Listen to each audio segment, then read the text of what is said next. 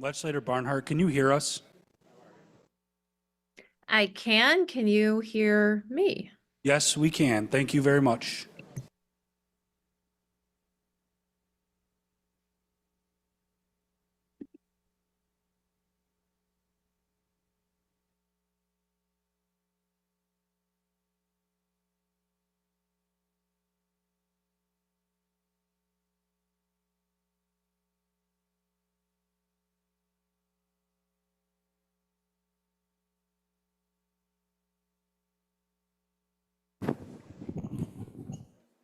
Good evening, everyone, and welcome to Ways and Means. The December 5th, 2024 meeting of the Ways and Means Committee will now come to order. Will the clerk please read the roll? Ms. Barnhart. Here. Ms. Barnhart is present. Mr. Baines. Mr. Baines is present. Ms. Bartholomew McCoy is excused. Mr. Brew. Mr. Brew is present. Mr. Colby. Mr. Colby is present. Mr. Dondorfer. Mr. Dondorfer is present. Mr. Keller. Mr. Keller is present. Chairman Mafucci. Here. Chairman Mafucci is present. Ms. Smith. Ms. Smith is present. Ms. Vasquez Simmons. Ms. Vasquez Simmons is present. And Mr. Udelson. Mr. Udelson is present. Legislators, will you please stand as I will lead us in the Pledge of Allegiance? Pledge allegiance. Flag. United. Public. We should stand.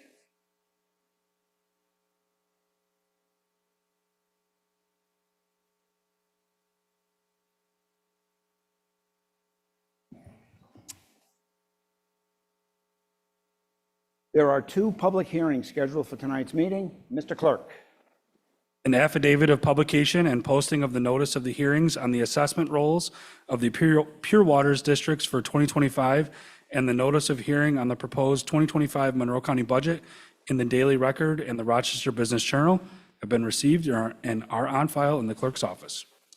I now declare open the public hearings on the assessment rolls for the Gates-Chile-Ogden Sewer District, the Irondequoit Bay South Central Pure Waters District, the Northwest Quadrant Port Pure Waters District, and the Rochester Pure Waters District for 2025. Are there any speakers registered for these hearings? There is no one registered for these hearings this evening. I declare these public hearings closed. I now declare open the public hearing on the proposed 2025 Monroe County budget. Are there any speakers registered for this hearing? We have one speaker registered for this public hearing this evening. You will have 2 minutes in which to address the committee. Please conclude when the timer sounds. And our speaker is Eamon Scanlon.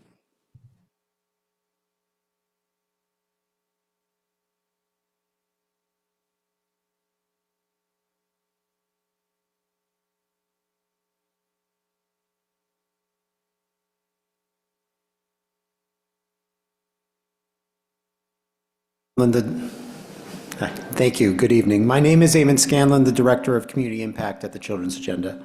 For 20 years, the Children's Agenda has put forward recommendations to help Monroe County improve and expand evidence-based services and programs for kids in our community.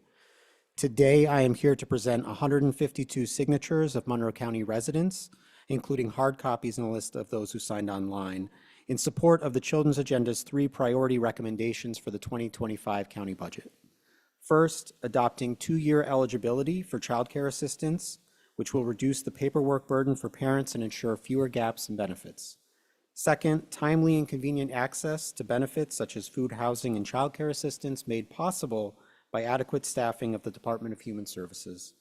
And third, the creation of a children's savings account program for every child born in Monroe County, which has seed money in a savings account from birth with equity bonuses for disadvantaged households.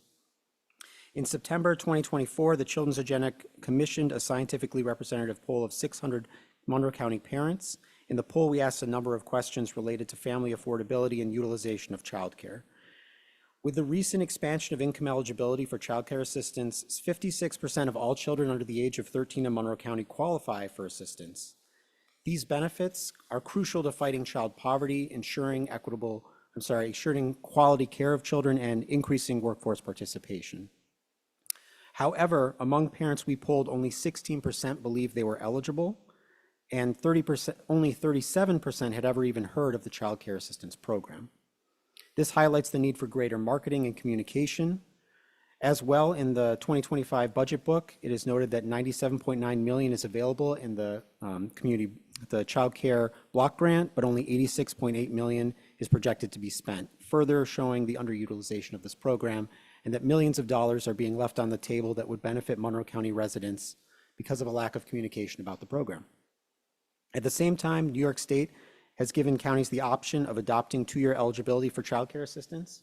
We urge Monroe County to adopt 2-year eligibility as it will help the underutilization of the program by reducing the paperwork burden for families and again ensuring fewer gaps in benefits. The Children's Agenda has also heard complaints in the community about timely access to benefits, including child care assistance. We recommend increasing staffing in the Department of Human Services to fill these needs. The City of Rochester is developing a children's savings account program, which would provide a small savings account to every child entering kindergarten in the City of Rochester with ways to earn bonuses for participation in certain activities and programs. The Children's Agenda fully supports a children's savings account as they are shown to increase participation and persistence in post-secondary education. We would like to see the county join efforts with the city in expanding this program to the entirety of the County of Monroe. The county also has a unique opportunity to alleviate child poverty in Rochester with the $25 million in temporary assistance to needy family funding, which is being administered by the county. So we support the bridge project, even though it was denied. We would like to find ways to fund that separately. And finally, just that we are commending the county's efforts to expand to universal home visitation. We're very supportive of that program. Thank you, and where do I put my materials?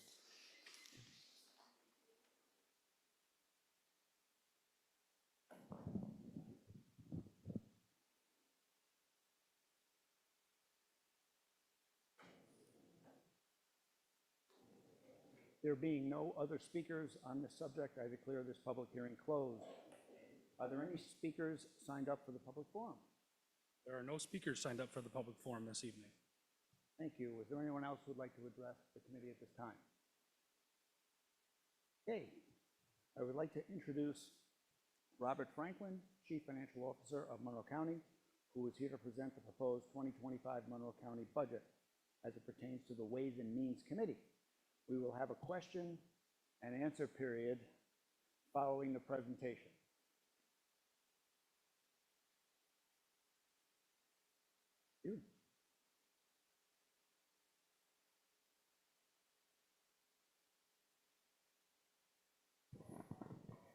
Well, ladies and gentlemen, thank you for your time tonight as we review the proposed 2025 budget as it pertains to the Ways and Means Committee. Get started. All right, this you've all seen this. I'll give you an advance notice. This will be a little longer than transportation. We'll start with operating expenses by functional area. You've all seen this slide before, and I've commented a little bit. So let me just real quick hit that the percentage of our budget in each of these areas represented by the pie chart, they don't really change a whole lot from year to year. Total spending going into 2025 is about $73.6 million higher than this year's adopted budget. It's about a 5% increase. Budget, I think we've commented, budgeting additional grants in the 25 budget accounts for about 22.3 million of that growth, while growth in operational spending contributed the other 51.3 million. Okay, I showed this slide last year, whereas the previous pie chart shows what the county spends its money for. This slide really is trying to represent what the county spends its money on. And the detail for this particular slide can be found on page 53 of the budget book, with one exception. Please let me note, on page 53 of the budget book, medical and dental insurance shows up in the column for contractual services. That's just how it was set up when the county began self-insuring back in 2014. For this presentation, I'd like to show benefits as part of medical and dental benefits as part of the overall salaries and benefits. So I moved $100,888,796 of medical and dental costs out of contractual services into salaries and benefits, and I made the similar adjustment for 2024. So high-level commentary, salary and benefits, the first line. Salary and benefits are increasing by almost $10.6 million compared to the 2024 adopted budget. So that seems a little low, not a lot of money, given that we're adding 155 FTEs to our headcount. Please keep in mind, this year's adopted budget included about $17 million in employee retention bonuses and, of course, the related benefits. When I factor that out, it's more like a 4.8% increase in salary and benefits. Please also keep in mind that position vacancy factors, I'll get to those in a minute, were applied to a number of departments, unlike some of them in 2024. Contractual services and supplies, the next line down, are increasing by more than $28 million in the proposed budget. Now, contractual services alone are increasing about 33.9 more. There's a lot of up and downs, as you'll see in the budget, but the biggest driver is in the line for agency contracts. In the Human Services Committee, I mentioned that the budget includes that $25 million state-funded anti-poverty grant. It also includes the eviction forestallment grant and increased Office of Mental Health pass-through funding that we get from New York State. And it includes almost $2 million in mental health contracts funded by their opioid settlement funding. Now, offsetting those increases in contractual services is reduction in supplies and materials. I may have mentioned in EPW, the cost of chemicals and biologicals used for wastewater treatment and are coming down, and also lower than last year. Please remember, as we mentioned in public safety, last year had a one-time appropriation, $4.6 million related to their state-funded interoperable communications grant. Next line down on this slide, appropriations for asset, equipment, and capital, virtually unchanged from year to year.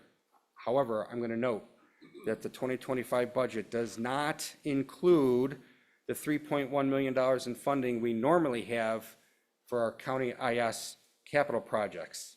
Those are the cash-funded projects that they have. Now, I have some thoughts on how to manage that once we get into next year, so you can expect a referral from me come April or May. Last comment on this slide, public assistance and Medicaid appropriations are really taking off. They are increasing about $36.7 million. As we discussed in Human Services Committee, this is predominantly driven by higher demand for daycare subsidies. You just heard a speaker about that. Higher costs for early intervention and preschool special ed, and our higher required Medicaid cap payment to New York State. We go next slide. Okay, I mentioned position vacancies a couple times in prior committee meetings, and the application of vacancy factors in building our salary budgets next year. But those short Q&As in those prior committees never really tell the broader story. So I just want to share a little bit more of context. My first comment on this, just to be clear, I'm ignoring the part-time positions on this slide, okay? I'm only presenting the full-time positions. Second comment I'd like to make about this slide, don't bother doing the math. Authorized minus filled does not equal vacant on this slide. That's why the vacancy rate is 1 minus the filled divided by the authorized. All right? It's never going to equal. That math is never going to work. And that's because there's always some positions in this county that are double filled. Examples, good examples of that include when we have a big new hire training class. It could be a new examiner class in social services. It could be a deputy sheriff academy class, probation academy class. There are always attrition from those training classes. I know when I, back in the day, worked at social services, it was like 10% rate of attrition. So we always overfilled those classes, and that continues today. Another common example is when we have a manager who's leaving us, they're retiring in X number of months.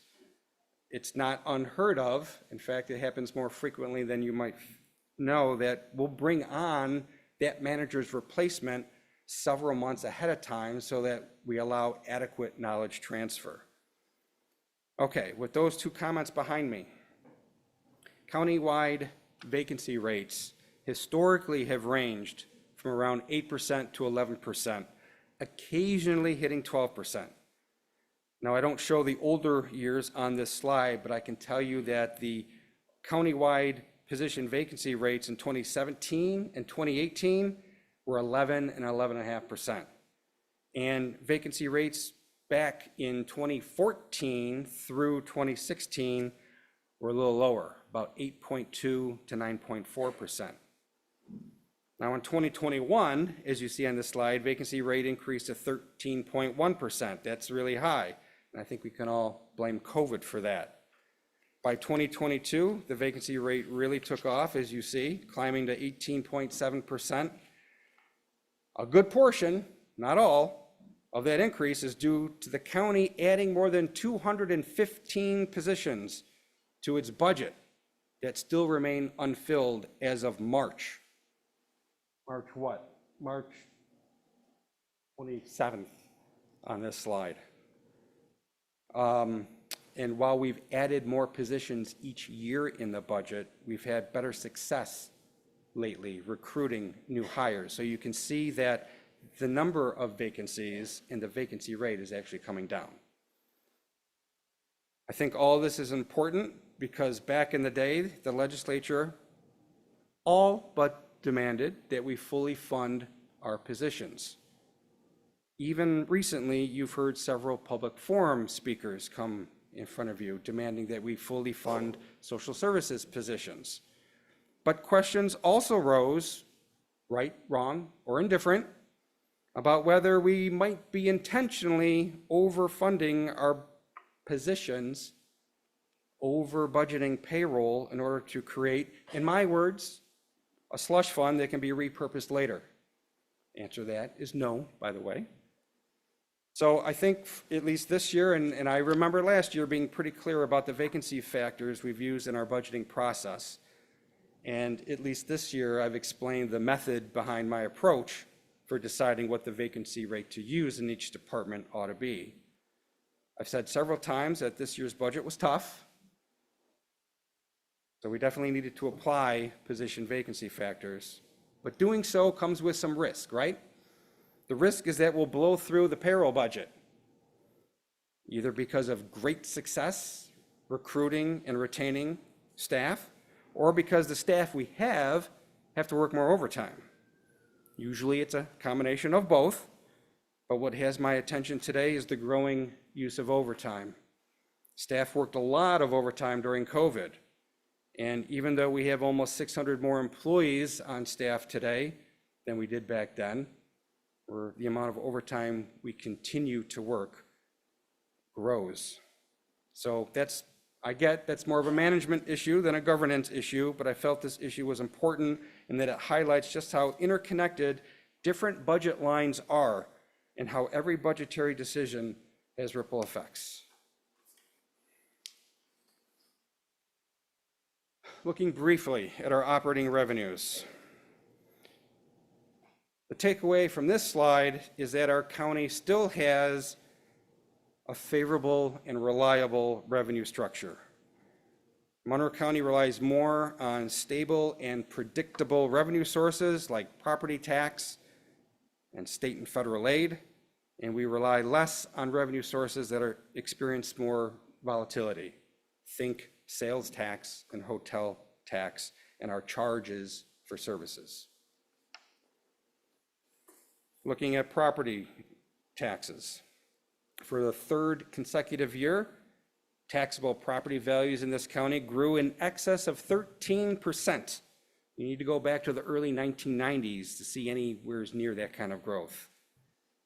A number of you have asked how much that assessment growth is for new construction. State Tax and Finance provides an estimate of that growth, and for 2024, it was 0.75%. So we have almost $65 billion in equalized tax base at 0.75%, it's about $485 million in change of tax base growth estimated from new construction. Looking at sales tax, nothing says volatility like sales tax. This chart doesn't look all that bad.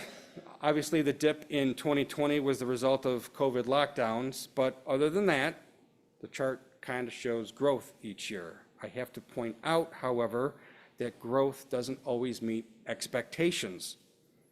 For the current year, 2024, we budgeted sales tax revenue to come in at $206.3 million. That's the county retained share. This chart, which was prepared in October using September data, shows a projection to year end of only $200.3 million.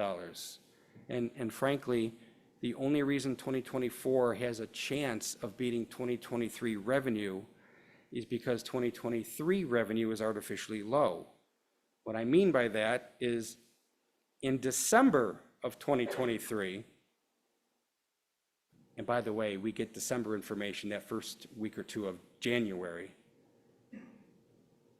New York State posted an audit adjustment that took away $3.4 million from the county. That's the county share. Countywide, we're talking $11.2 million in an audit adjustment. Surprise. So looking ahead at 2025, our proposed budget started with this year's projection and then factored in the average pre-pandemic annual rate of growth, which was 3.2%. It's not as conservative as I normally would like, but 3.2% is both the 5-year pre-pandemic average and the 10-year pre-pandemic average rate of growth. So I'm cautiously optimistic that the law of averages will prevail. Slide. Everyone's interested in our use of fund balance. Like last year's, I'd like to summarize our use on this slide. First off, our debt service fund. The use of the debt service fund is regulated by law, so we're very specific in our appropriation, whether it's the unrestricted portion of our debt service fund for capitalized interest or the reserve for bonded debt. The use of Pure Water's fund balance this year, 2025, is limited to the Irondequoit Bay South Central District and the Northwest Quadrant. I had mentioned in EPW that the suburban districts are also looking at a 3% rate increase, and the use of fund balance was a measure to keep rates from going even higher. And then, of course, within the general fund, I feel is the most important fund. The first three items in the general fund total $28.8 million. They came from the assigned category of fund balance. The next million was committed fund balance for climate action initiatives. And that last almost $1 million came from the unassigned category of fund balance.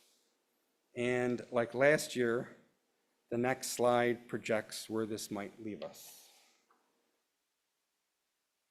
I recognize the value you see in fund balance projections. I actually don't like verbalizing projections because once I throw a number out, it seems to stick. And you might as well ask me where the stock market is going to end on December 31st. All right, so I'm going to tell you that fund balance is officially measured only once per year when the annual audit is complete. Every other discussion is based on assumptions, estimates, and projections. So I'm just going to walk you briefly through this slide. We start with our audit for December 31st of 23. We had an available fund balance. I'll refresh your memories. The available fund balance is what shows up as the assigned category plus the unassigned category of fund balance. $234 million and change. This legislature already appropriated $44.31 million for this year's operating budget. Earlier in 24, this legislature authorized the appropriation of another $28 million in change of fund balance. I think we're going to end the year with a little budgetary surplus, maybe $10 million, Some of us think higher, some of us think lower in finance. I think this is a reasonable guesstimate. So that leaves a 171 million and change projected year-end available fund balance for this year. Now, again, that is not audited, all right? That's just my projection based on my estimates and assumptions. This proposed budget in front of you appropriates just over $30 million. So that really leaves a projected amount remaining of $140.85 million. Now, the all funds budget next year is over $1.5 billion. The fund balance policy says 10% of that plus or minus 10 million. So if we look at the lower policy limit of 143 million and change, we actually potentially might fall short, almost $3 million. We'll know for sure when the auditors are here and get through their field work in April and May. Can we switch to the next slide? This is where I become a wet blanket.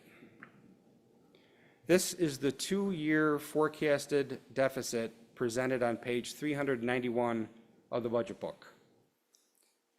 First thing I want you to know is while these numbers should get your attention, they are not meant to scare anybody. We're a big government, and when I first took this job in 2013, these numbers were 45 million and 95 million. So the team has the know-how how to handle deficits. We just need the will. Second thing I want you to know about this is that these numbers are never going to be zero, okay?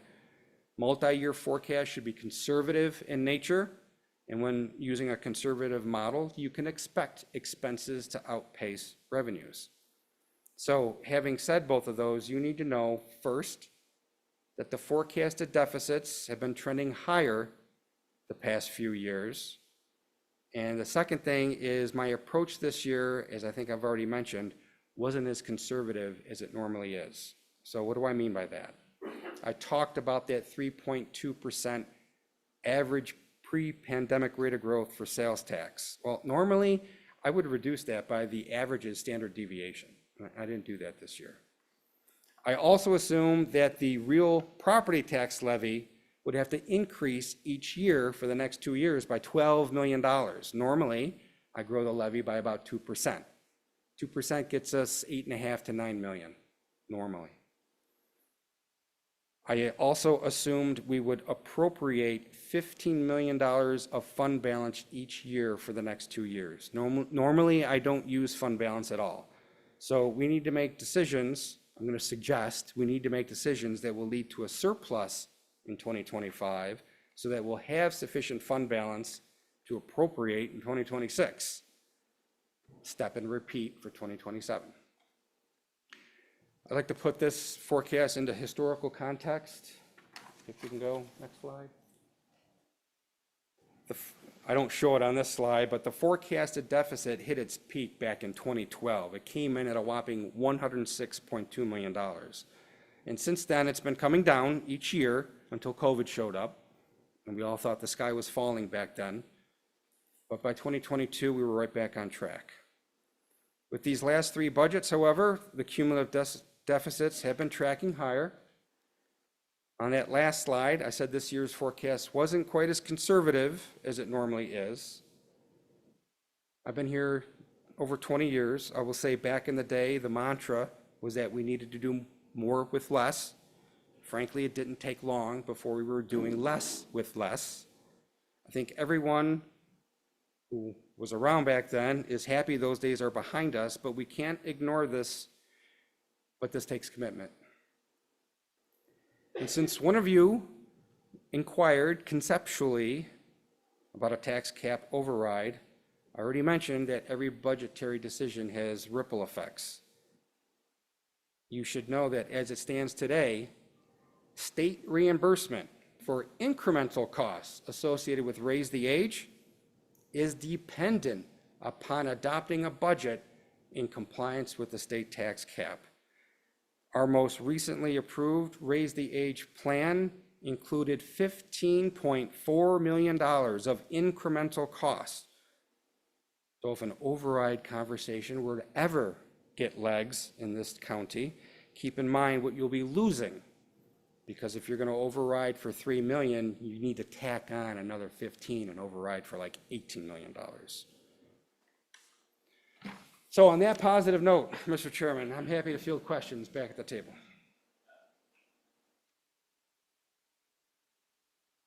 Thank you, Mr. Franklin. I'll let you get seated as we get ready for some questions. I will now open the floor to any committee members who have questions regarding the Ways and Means portion of the budget. Before we get to specific budget questions, I would like to say this. Government budgets are about providing residents with adequate, sustainable, and equitable services. And a very basic economic understanding is about allocating scarce resources efficiently. What I'm most proud of over the past few years is the bipartisan way we've brought the county back from one of the highest fiscal stress levels while delivering essential services to residents more broadly. It's been an amazing accomplishment. I've enjoyed personally explaining the history to many groups over the past few years. We've expanded significant financial support in the areas most important to residents: public safety, public health, and human services.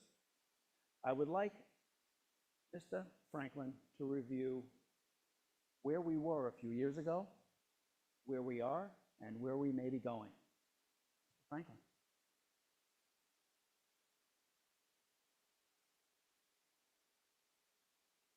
I think I've commented in prior Human Services Committee meetings. I used to work there.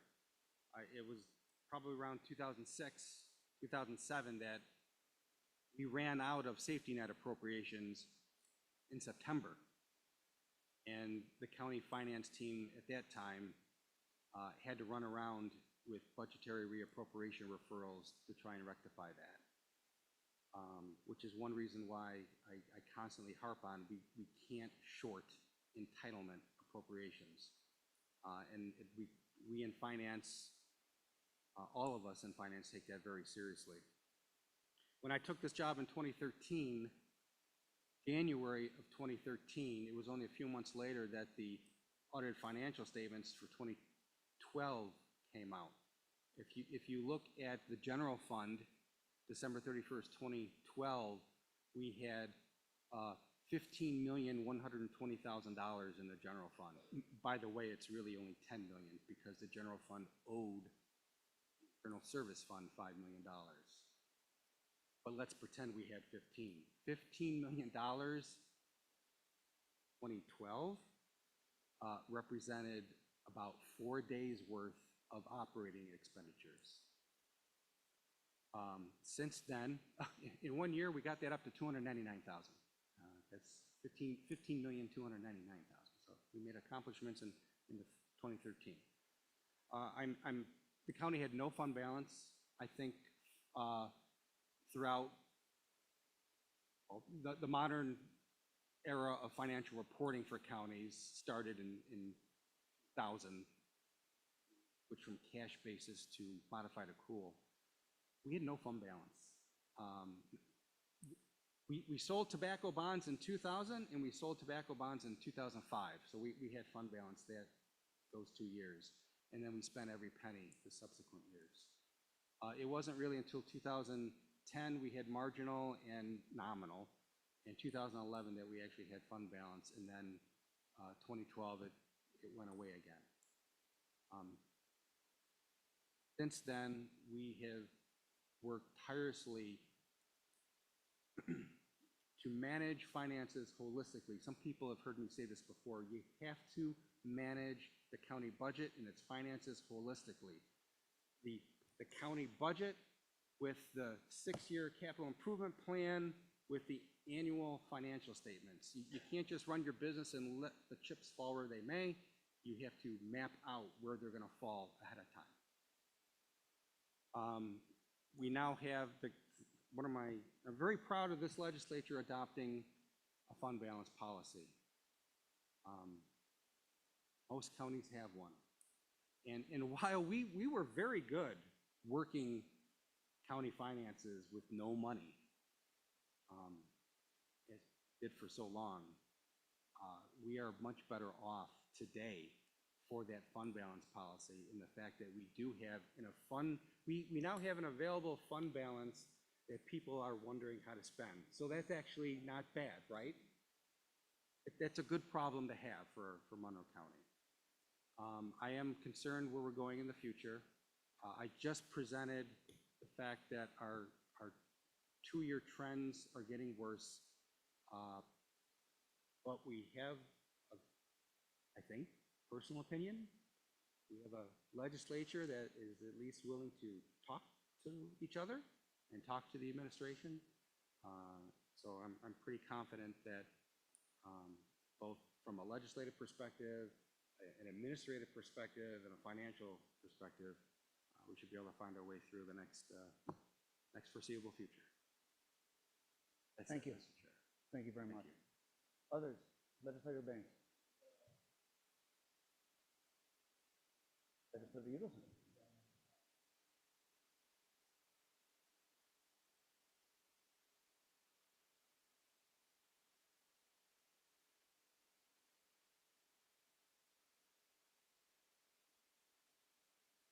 But I'm thinking as I listen tonight that if I'd have Mr. Franklin and Henrietta, I might still be town supervisor out there. But I do have just a couple of short questions. First one, reference page 145 of the budget, and it shows it's Finance Department, and there's money, revenue we received from the Seneca Nation, and just wondering if you could refresh our memory on what. Mr. Chairman, so yes, that's the revenue sharing negotiated by New York State with the Seneca Nation for their casinos, in, at least in Western New York and Central New York. We do get a share of that. It's been on hiatus. There was significant disagreement between the Senecas and state government. Payments stopped for a little while. A compact was renegotiated, and quarterly distributions resumed. However, the extension of that compact has since passed, and the state and the Senecas are negotiating either an extension, another extension, or a brand new compact. So I talked to New York State, my contact at State Gaming.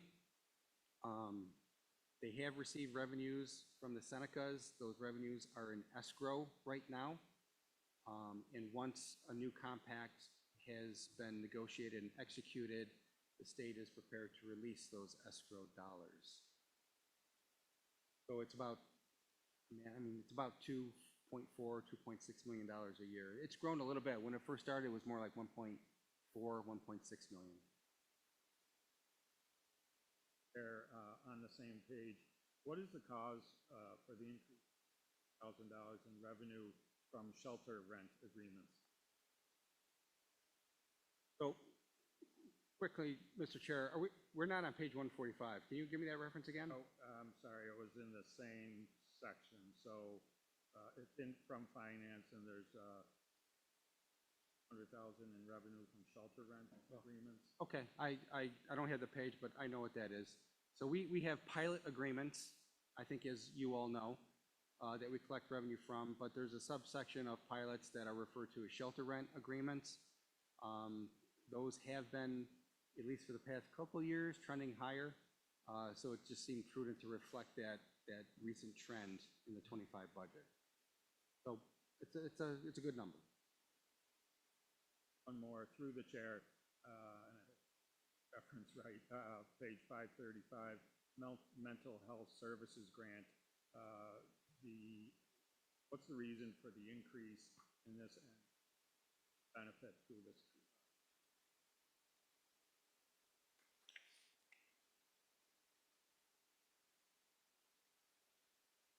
I do believe we have reps from social services, but our mental health services grants, this is primarily reflective of pass-through funding we get from the state of New York.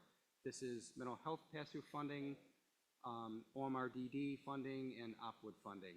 So we have contracts with local provider organizations. We get those, we get notified by state OMH in advance of next year's funding. It generally trends upward from year to year with overall trends upward. There's some minor shifts between Opwood, OMRDD, and OMH, but those are relatively minor. So this is really pass-through funding that we get from the state that we contract with through our providers. There was more to the question that I didn't answer. I think as far as who will benefit, I'm looking at notes that reference the sheriff, an increase in the sheriff's line of 447 regarding type of grant. Is that, am I mixing two? Oh, yes, Mr. Chairman, that's for their medication-assisted treatment program that they run at the jail. Our mental health office received additional funding for the jail's MAT program, as the acronym is referred to. That's what that reflects. Senator Baines.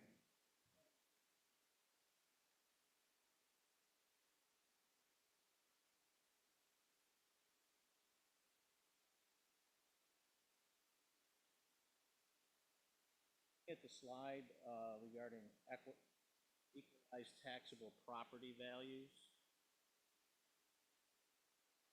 The last 3 years are a stunning ascent. Could you dig in a little bit and teach me what contributed to that relative to two factors? Did reassessment contribute to it, or property values, or both? Both, Mr. Chair. It's important to note that the city does a citywide revaluation every 4 years. Made the news recently, right? City property values increased dramatically. I don't remember the percentage offhand, but it is generally the lion's share of the overall increase. I'm not sure about 2024, however, because my daughter's in real estate. A lot of people are in real estate these days. The market is absolutely crazy between older folks who, like me, who are not interested in selling their homes because mortgage rates have increased the past 3, 4, 5 years. Why sell my house if to downsize, it's still going to cost me the same that I'm going to receive?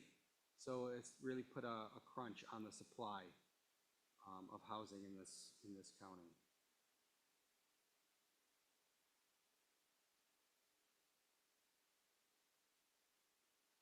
So the reassessment process done locally, have a handle on what percentage of the township entities outside the city, because they just have lagged behind in their assessment practices? Most of them. In other words, is there enough data by the lagging assessment process to indicate that this trend might continue? I guess the second part of that question. Mr. Chairman, that is a real concern. I'm not going to lie. I think there are only 5 towns in the county, maybe 4, that are at 100% full value. Every other town is far below. And this year, I can't remember the town, but they're down to like 62% full value. I think there is just like there's a shortage in the housing supply, there's a shortage in the assessor's supply. And towns are having a tough time finding people to revalue their properties. Barry, I agree. I question whether there might be a will to tangle with public's concern with the reassessment. I'd like to move to the executive summary now. I just have some brief questions about the executive summary, and I'm working. Tax levy for next year will be $442,000,001. dollars, what's the increase over the prior year? Through the chair. That increase, Mr. Chair, is about 11.9 million.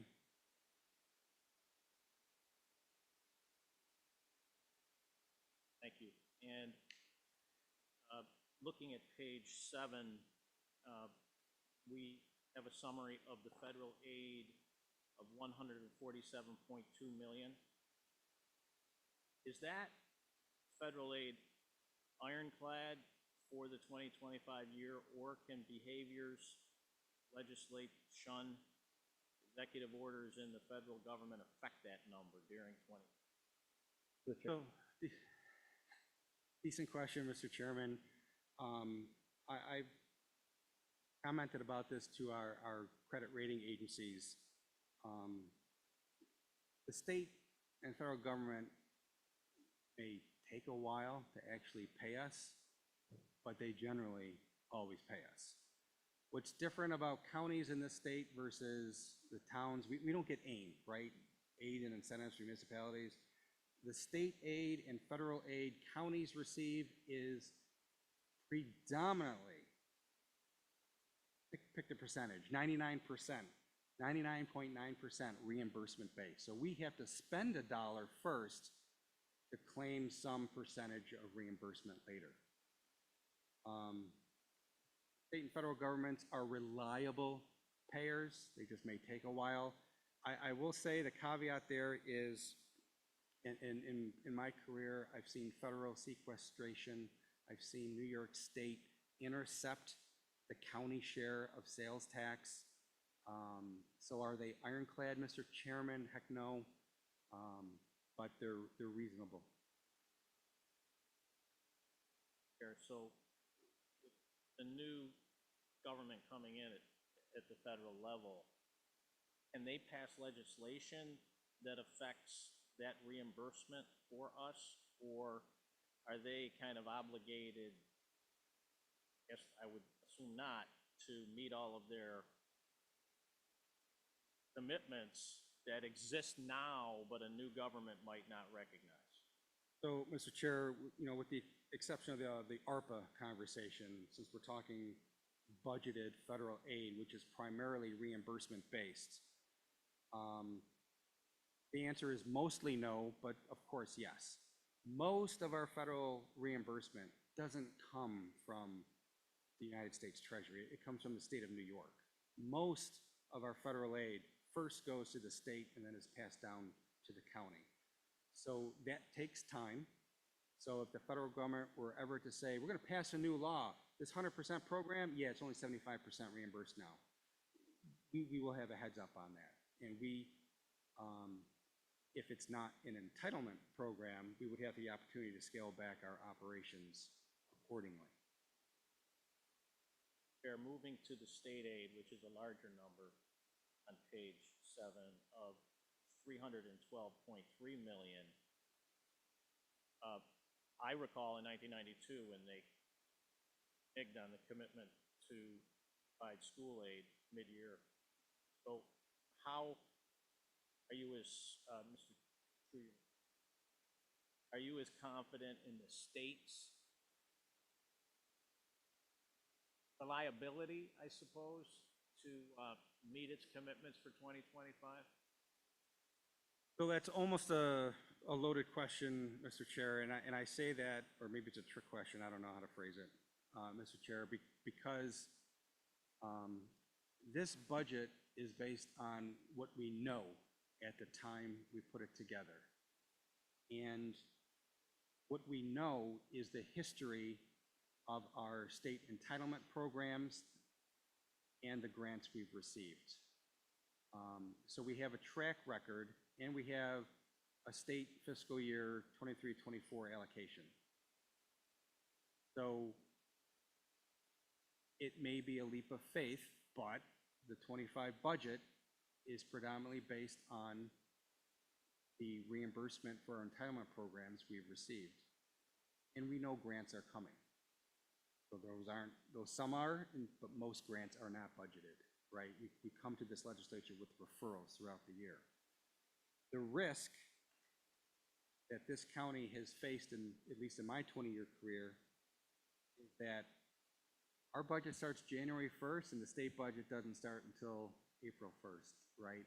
So as the state now begins its executive budget preparation and heading to the legislature, if the state decides to cut reimbursement for one of our programs, that's news, right? And that's something not contemplated in this budget. That has happened. Safety net assistance used to be 50% reimbursed, and now it is 29% reimbursed. Nobody saw that coming. The state has gotten very clever, which I had thought of at first. The state budget director, he's not there anymore, Robert Mojica, got very clever. State legislation, state law says preventive services should be reimbursed at, oh shoot, I'm gonna miss the number, 68, 67%? 68%. What the state did was write budget appropriation language that says, yes, we will pay you 68, we will pay you 95% of 68%. And that appropriation bill passed. A couple years later, the state wrote, we will pay you 90% of 95% of 68%. And that's how we end up with a 62.7% reimbursement for preventive services. So the state can get very clever in their appropriation bills.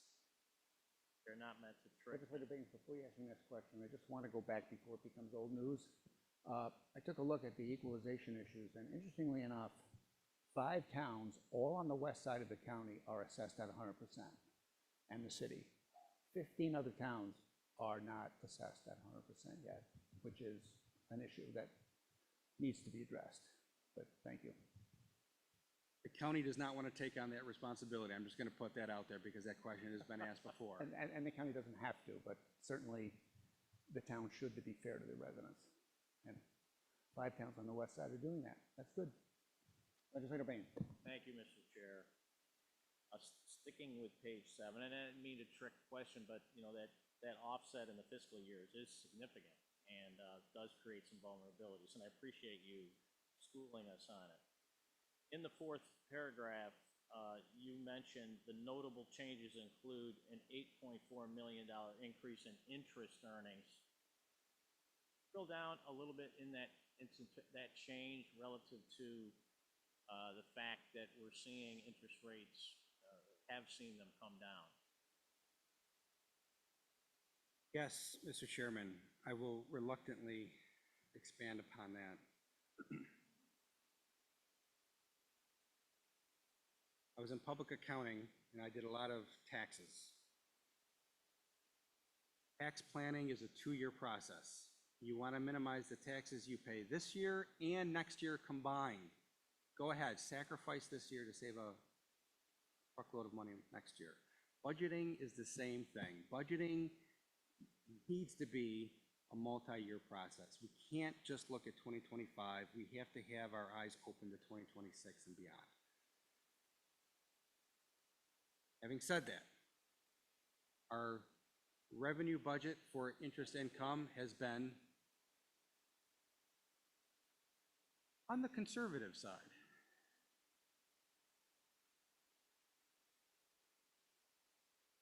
Perhaps more conservative than it could have been.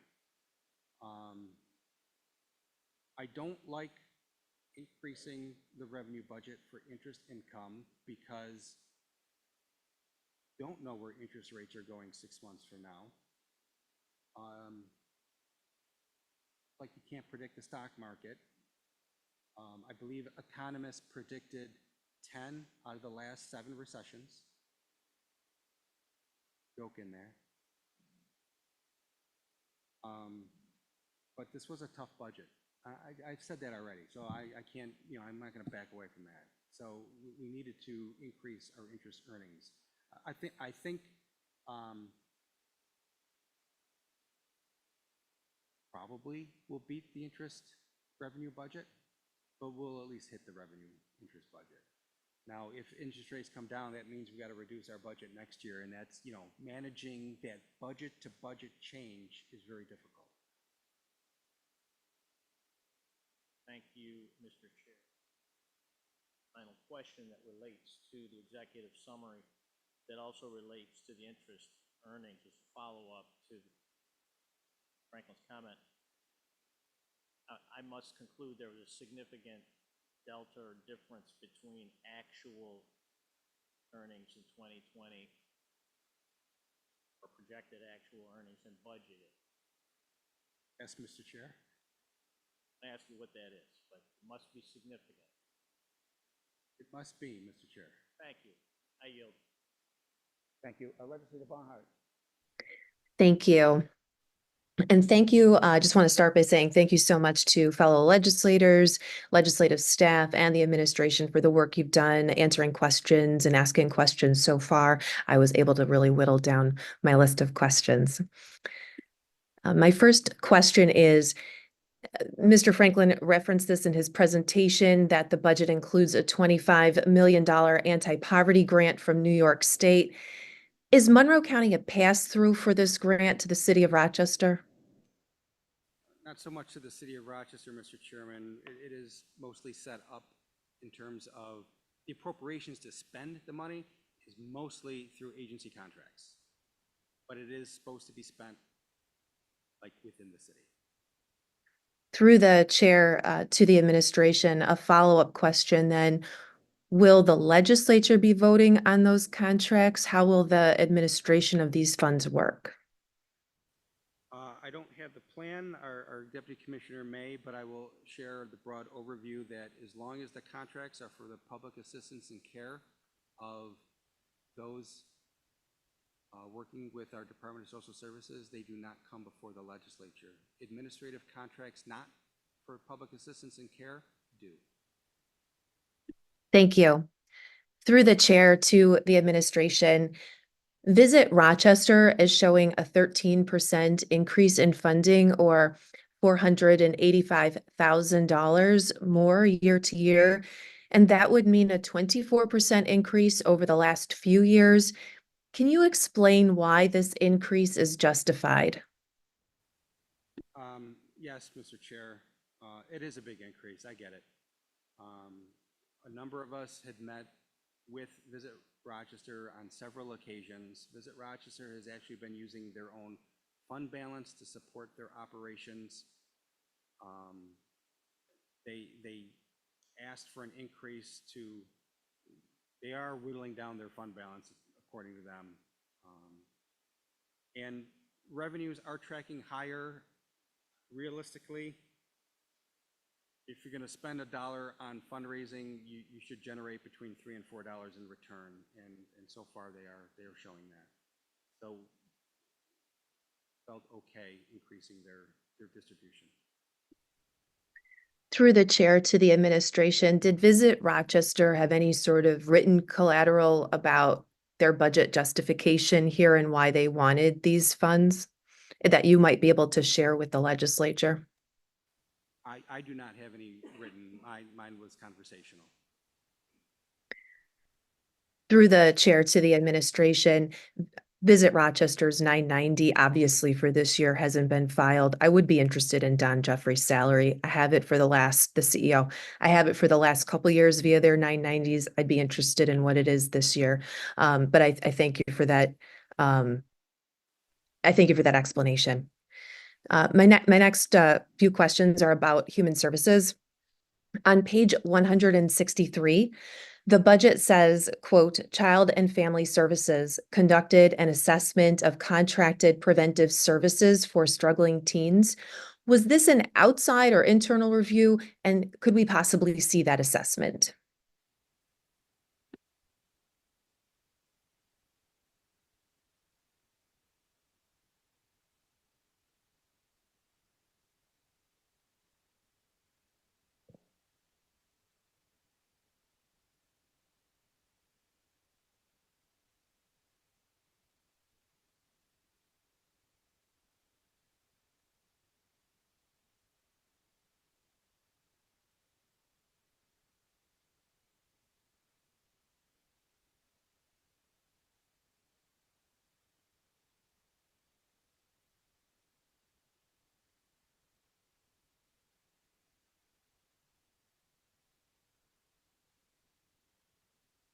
Good evening, through the chair. Unfortunately, the director that oversees that program had a medical emergency with her daughter tonight. So if you don't mind, we can get that information back to you. I'm sorry to hear that. Thank you. That would be great. Through the chair to the administration, on page 165, the budget refers to co-locations for public benefit delivery services based on the pilot that was conducted by Together Now. That pilot was the result of nearly $4 million paid to United Way that this body never voted on. I'm curious about what the budget is for these co-location services. Where will the services be located? How many days a week? What hours? Anything that you can tell us about the next steps here through the chair. Thank you. Through the chair, that contract has terminated with Together Now. My department is in the process of reviewing the data through those pilots. We are working on a plan to absorb that work internally, which would include assessing capacity for our staff, looking at the data through the pilots, the feedback that we received from the providers. So at this point, we're just collecting the information to create a process moving forward to support the co-locations, which also part of that project was capacity building, which when we were working with different organizations, which particularly the community-based organizations that are the front door for many of our clients, on educating them, on assisting clients with completing the application process, expediting that to help us with moving cases forward. We're also in the process of working on a co-location program that's going to probably start the first quarter of next year to be placed down at the public library. As our data we collected, they have a lot of clients that come through the front door at the library asking for assistance around social services. We're looking at the data related to our eviction resource prevention, where we're down at Hall of Justice. And so there's just a lot of work that's going on in relations to that project and us creating a strategic plan and absorbing that internally at DHS. Thank you. Looking forward to seeing more. My next question is on page 165. The budget indicates that Human Services will be creating a quality assurance administrative position to ensure timely and accurate case processing and compliance with laws. I think that's a really good thing, but I do have to ask. I raised the issue of benefits processing delays last year. The response from the commissioner didn't really provide a lot of information about this. I did FOIL data from the county on these delays. What I got back was not readable. The state did provide me data in response to my open records request, and it did show that some problems. Through August of this year, 59% of public assistance applications were processed within 30 days. 65% of SNAP applications were processed within that 30 days mandated by the state. Does the creation of this position, which I think is a good thing, does it acknowledge that, there's an issue here? Through the chair.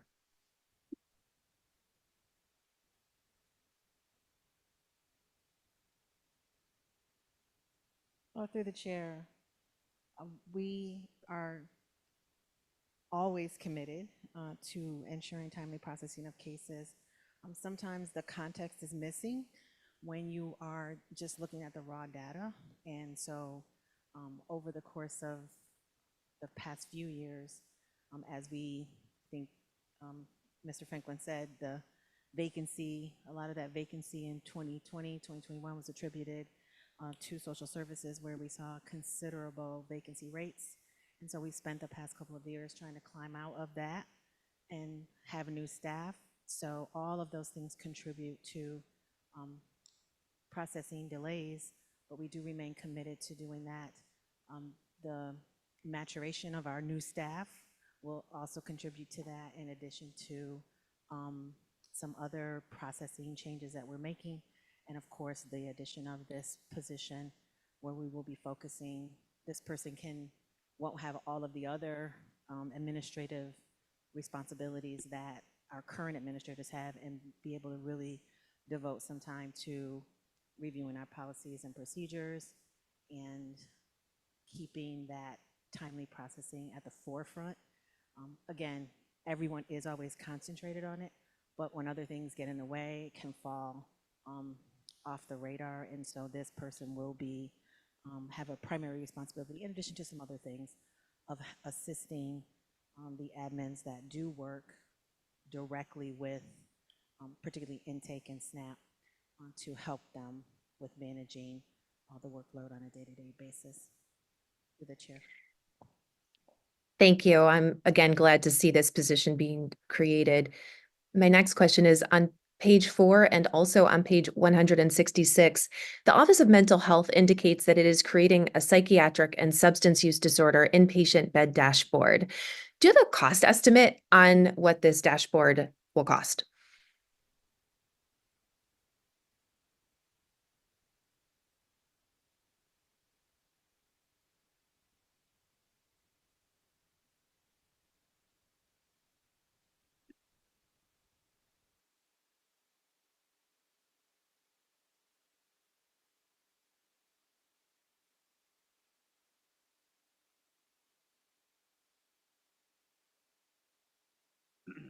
Mr. Chairman, we don't really have a actual cost estimate. We have a cost expectation, but there isn't math behind it. Does that matter to the legislator? I understand. Thank you. Through the chair, just one other question about the dashboard. I did hear from a few people who work in that space who say that Delphi Rise has a portal called Open Access that has real-time bed access information. Do you see this as going beyond the Delphi Rise application? Through the chair, yes. And it will be automatic instead of manual. Thank you. That's great to hear. Through the chair, on page 173, and also Mr. Franklin referenced this in his presentation, the budget references the New York State Shelter Arrears Eviction Forestallment Program. It's being offered at the Hall of Justice. I don't recall seeing an exact amount of money that Monroe County received. Through the chair, can you give us that amount? Yeah, through the chair, it's about $1.1 million. Through the chair. Thank you. Through the chair, on page 176, there's a section on cost avoidance. Just have a few questions about that. Can you tell us what constitutes a case closing and the process for closing a case? Through the chair, is that referencing temporary assistance? Yes, so there's a line that says case closings under cost avoidance. So I'm curious about what that means. Under cost avoidance on page 176 through the chair, there are actually two public benefits. So the first one, temporary assistance, the second one, Medicaid. But in general, case closings mean that the individual or household that has been opened on public benefits has lost their eligibility. Through the chair. Thank you. Through the chair. That's what I assumed. Do you have data on perhaps an error rate or appeal rate for the closing of cases? I ask this because Monroe County does have one of the highest case closing rates in the state. Through the chair, if you are referring to fair hearing data, which might indicate an error rate, we do not reliably have fair hearing data. I think that we spoke at Human Services Committee last week that the State Office of Administrative Hearings has failed to conduct hearings over the past few years. They are currently undergoing a significant backlog review to try to clear those up. But at this time, we don't have reliable fair hearing data because they have failed to provide decisions on fair hearings. We do have some, particularly for temporary assistance, we do have some data around recidivism, but that does not necessarily constitute an error because eligibility is a point in time. A person can be ineligible today and that be the correct decision, and they could have a change in their circumstances next week and regain eligibility. Through the chair. Thank you. Through the chair, just one more question on cost avoidance. The 2022 budget book was the last year of the metric yearly number of individuals to SSI. Curious about why that metric was discontinued and if you are still helping people get on SSI. Through the chair. Through the chair. We do continue to serve people through our disability assessment review team, which is a partnership with Human Services and the Law Department, where we provide free legal counsel for individuals applying for Social Security, either SSI or Social Security disability. We actually discontinued publishing that data in the budget book because a review of the data found that there was an error, maybe a glitch per se, in the calculations, and we could not confidently say that data was correct. We are still tracking it, not reported in the budget book, but are still tracking it, and again, continue to provide that service. And we have hundreds of households each year that either close, again, because receiving SSI could be a case closing for an individual, or have their benefits for temporary assistance terminated because they begin to receive SSI. And so we do continue to track that, and we do continue to help people, again, free of charge through a partnership with the Law Department. Through the chair. Thank you. Through the chair, on page 305 of the probation budget, it says there is a more than $1 million reduction in personnel costs, but my understanding from the budget announcement was that we're adding probation staff. I'm just wondering if you can explain that reduction in light of announced additions. That is accurate, Mr. Chair. We are adding positions. There is a six FTE addition going into 2025. I would like to point out the big decrease primarily is driven to 2024 amended budget, including $2.2 million worth of grants. For the most part, public safety will come before this legislature throughout the year to accept grants. So the 2025 budget number will trend upward with legislative referrals. Thank you. Through the chair, on page 312, the budget indicates a significant projected reduction in calls for service for both the PIC with the city and the FIT with the county teams. Can you explain why you're projecting such a decreased level of service? Through the chair.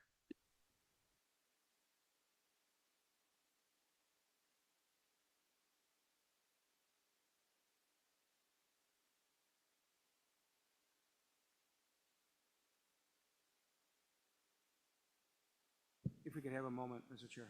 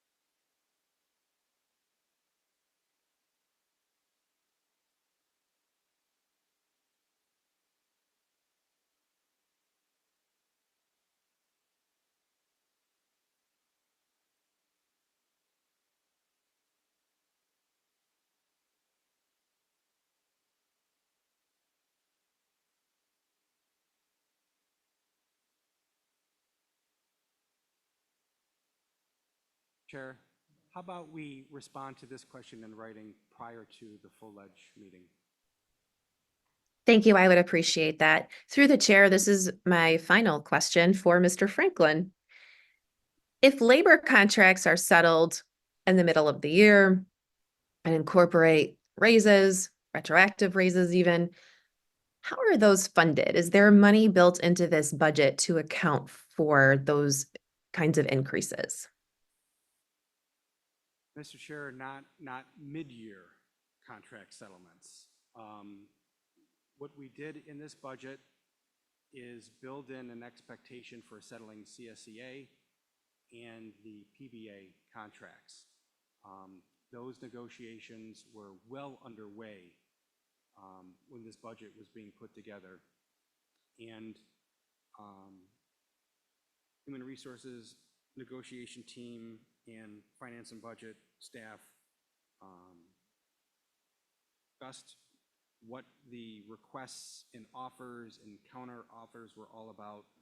So we included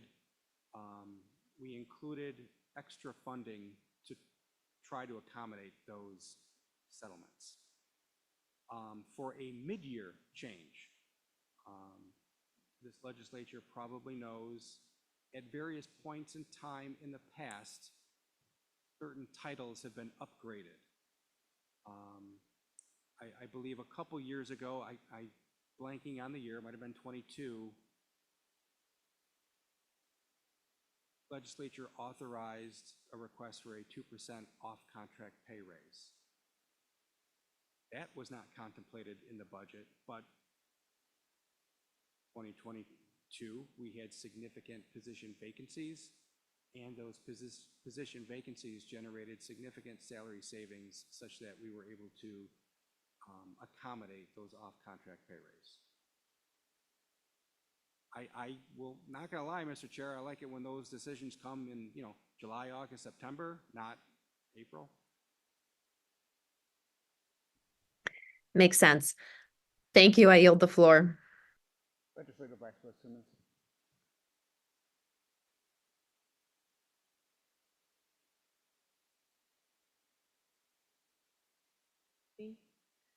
Through the chair to the administration, page 386, under staff services in the sheriff's office, there's $1 million increase for supplies and materials. Can you explain this increase?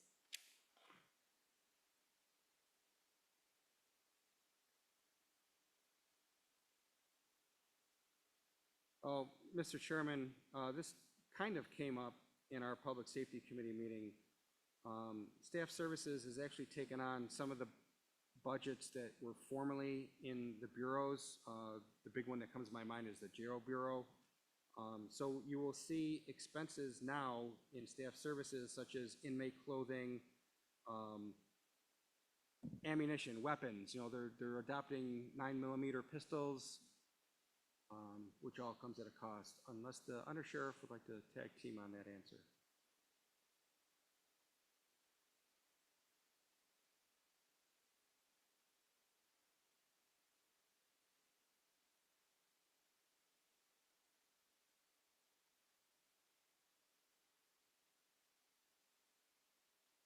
Well, most of that, Mr. Chair, is the fact that budgets that were budgeted previously in other bureaus are now in Staff Services, plus the swap out of firearms. Chair, on page 311, Public Safety Communications shows a $5.7 million decrease in supplies. Can you help me understand that decrease? Most of that, Mr. Chairman, is the 2024 budget having included $4.6 million of that state interoperable communications grant for equipment. Plus there's about another $1 million in other grants that public safety brought to this legislature throughout 2024. Chair, when was the last time we purchased radios? Mr. Chair, honestly, public safety purchases radios every year. I assume there's a quantity discussion in that. The big purchase of radios was probably through the M3S LDC 2014. Public safety is also already working on the plans to swap out quite a number of public works and public safety radios. Thank you, I yield the floor. Dr. Smith? In writing, a breakdown of all the travel appropriations within each division of each department whose portion of the budget falls within the purview of the Ways and Means Committee. This should include planned travel, including planned conference attendance. We can provide the travel budget by department, Mr. Chair. I think I've commented, I know I've commented, the travel budgets were cut throughout the county. If you go back in the day, this county was spending, you know, $500,000, $400,000 on travel, and in the past couple of years, that's ballooned, right? You know what? I got a spreadsheet on that. The past couple of years, this county has grown its travel spending. In 2020, so seriously, back in the day, it was $300,000 a year. That grew 2018, 2019, 500 grand. By 2024, the adopted budget included $880,000. We cut that back. We cut that back everywhere, including the legislature, Mr. Chairman. The travel budget across the county now stands at shy of $693,000. So we trimmed them, you know, 200 grand and change of that. Through the chair, can you provide us in writing a breakdown of all the cellular telephone appropriations within each division of each department whose portion of the budget falls within the purview of the Ways and Means Committee? This should also include the type of device, intended purpose, and associated personnel titles. Mr. Chairman, we'll do that. We've done it in the past. I don't believe that information is used.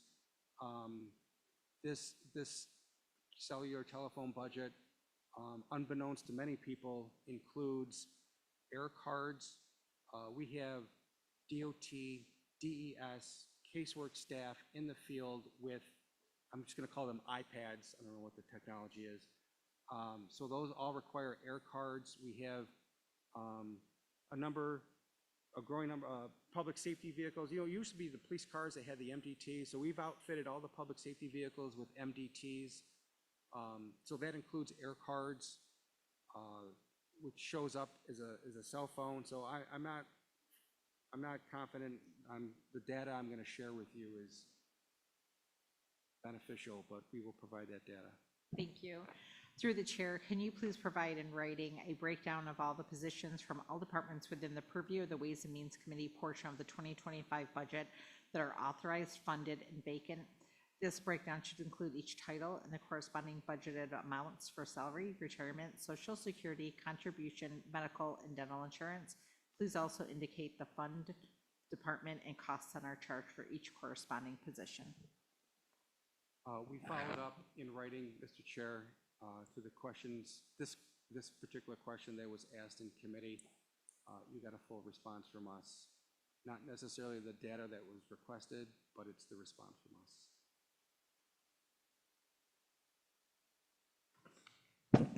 Legislator Brew. Thank you, Mr. Chairman. My questions are relevant to the Board of Elections. To the chair, can you tell us how the presidential election went this year from the BOE perspective?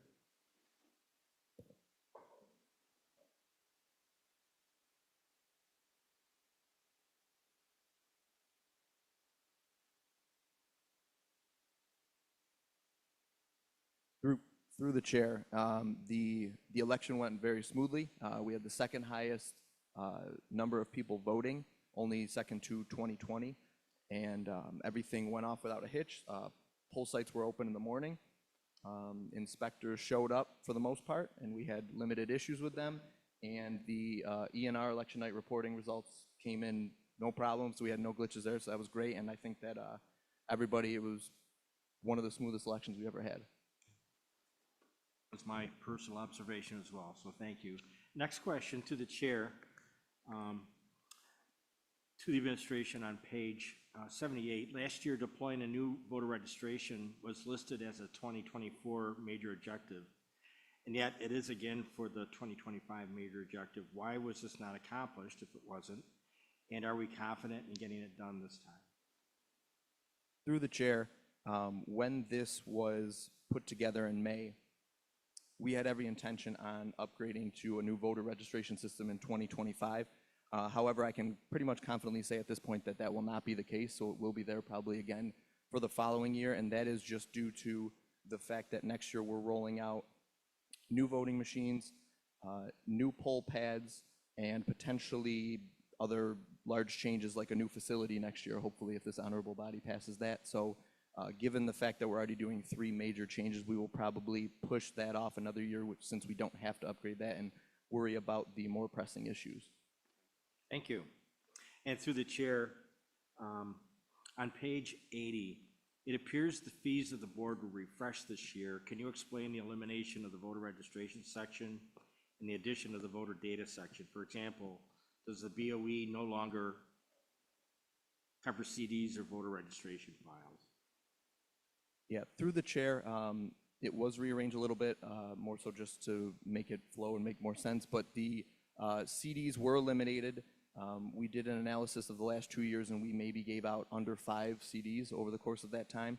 So all of the data requests will now be processed through the county FTP site. Thank you. Through the chair, question I found interesting was, can you explain the reduction in election districts just as a result of redistricting, or how the reductions change is determined? Through the chair, the election districts were lowered mostly because it improves processes on our end. It speeds up the time to download voter files, and then when you are actually voting for early voting, the machines don't have to process all of those election districts. So anything you can do to lower that number speeds up the processing time for the ballot when you actually slide the ballot in to cast your ballot. And it's really was mainly those 2 things. It's an internal thing that helped our office. Thank you. And I guess a follow-up question to that is there a state regulation that would actually designate the maximum number of voters to comprise an election district? Through the chair. Through the chair, I'm sorry. Through the chair, yes, that is. Yes, there is. I don't have that number off the top of my head. I might have had it in 2020, 2021 when we went through the redistricting process, but we can absolutely get that to you. No, that's fine. I'm just curious. So I thought there would be an upper limit on that. To the chair, on page 444, is the $550,000 increase in salary simply the shift of the $450K reduction in temporary help into this line? Through the chair, it is a combination of that and the new CSEA agreement. The part-time positions that this honorable body added to our budget, there was 6 part-time Group 12 positions that were added. Those were in temporary help previously, and now those are being moved to salaries for this year. Thank you. To the chair, one more question. Is a large decrease in overtime just a result of there being no presidential election this year? Yeah, less elections and much less volume. To the chair, why the large decrease in professional services? Through the chair, it's kind of similar to the last question. The professional services is for all of the election inspector pay. We will be having less election inspectors in the field next year and 1 less election, therefore a decrease in that bucket. Okay. To the chair, on page 632, Board of Elections, why do election services increase by $501,000? Through the chair, this is due to the Board of Elections being a zero-sum department. Our office is a chargeback to the towns and city of Rochester. Therefore, as our expenses are, so go our revenue. My final question regarding the BOE, through the chair, on page 719, why are the positions classified as BOE or Republican and not Democrat or Republican? Through the chair, those were added by this honorable body a couple of years ago, and the one half of our office decided to remove them out sometime between then and now. and the other side did not. Through the chair, so you're saying I should have known the answer to my own question? Not exactly, but that it did come out of here. Thank you. I yield the floor.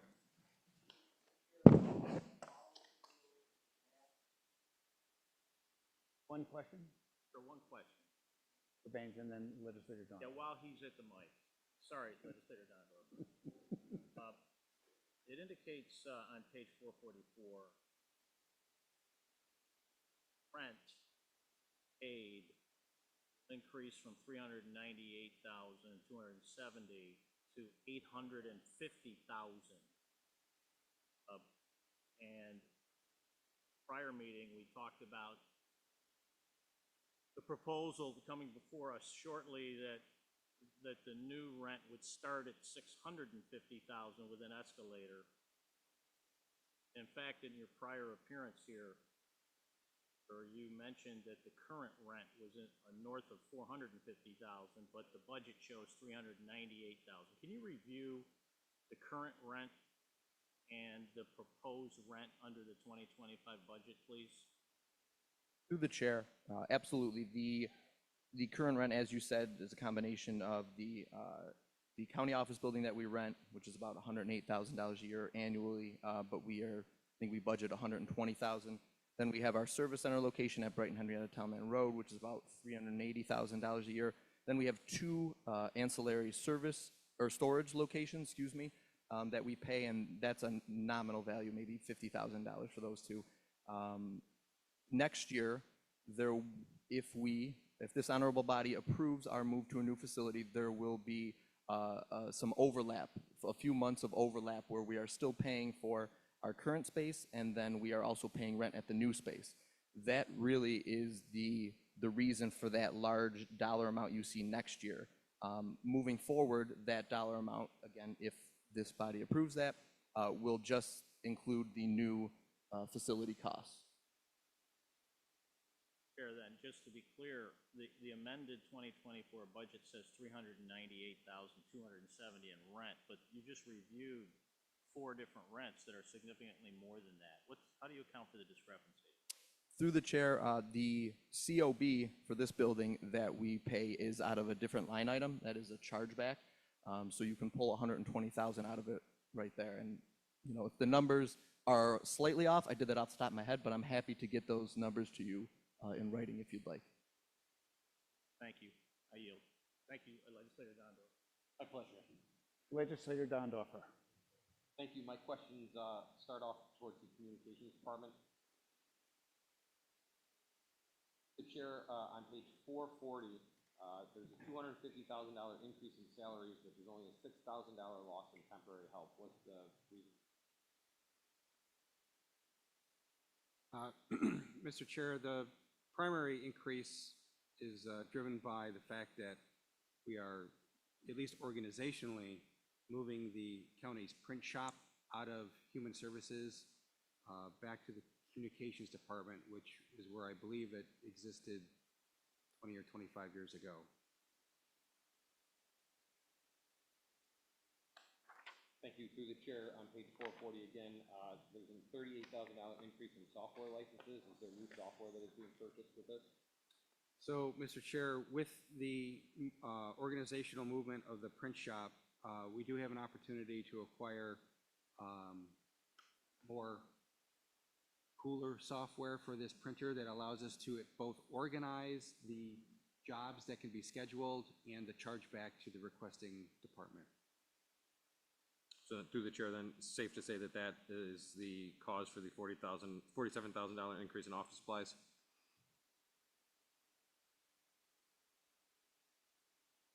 Most of that increase, Mr. Chair, yes, is due to moving the print shop over from Human Services. Through the chair, on page 727, communications personnel, why is a project manager created as a new full-time employee?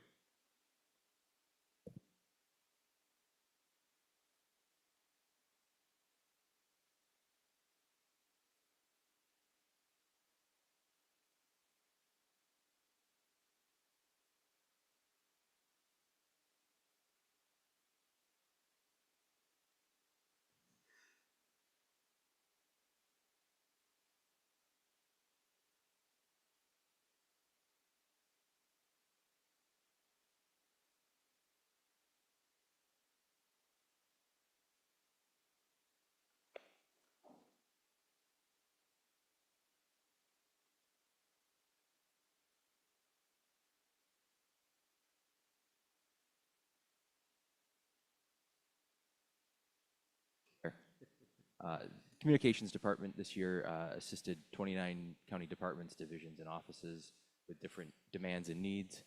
This position will help us coordinate those calendars and pull together our schedules more appropriately. Thank you. Through the chair, on page 105, with the list of all Monroe County libraries and branches, have we thought of any additional locations to expand the libraries and any possibility of such in the future, or are we pretty much set with what we have library-wise? Chair, we do have a rep from the library system, if we can have a moment.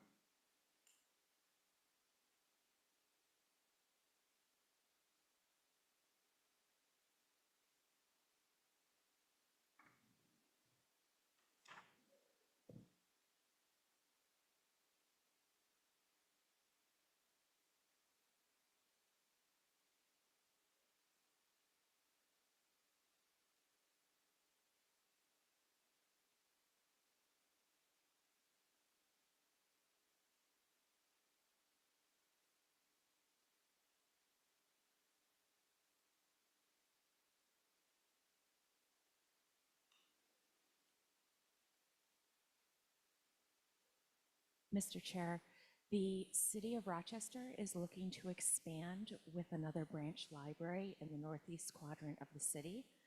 And tentatively, that appears to be going forward. We are now waiting on the home leasing to get their funding for that project to go forward. So that would expand the number of locations in Monroe County that are part of the Monroe County Library Service, but not the number of libraries. Great, thank you.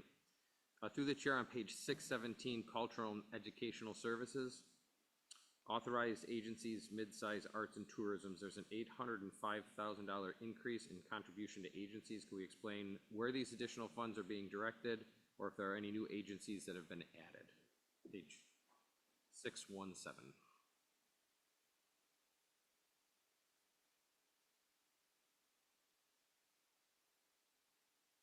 Oh, yes, Mr. Chairman.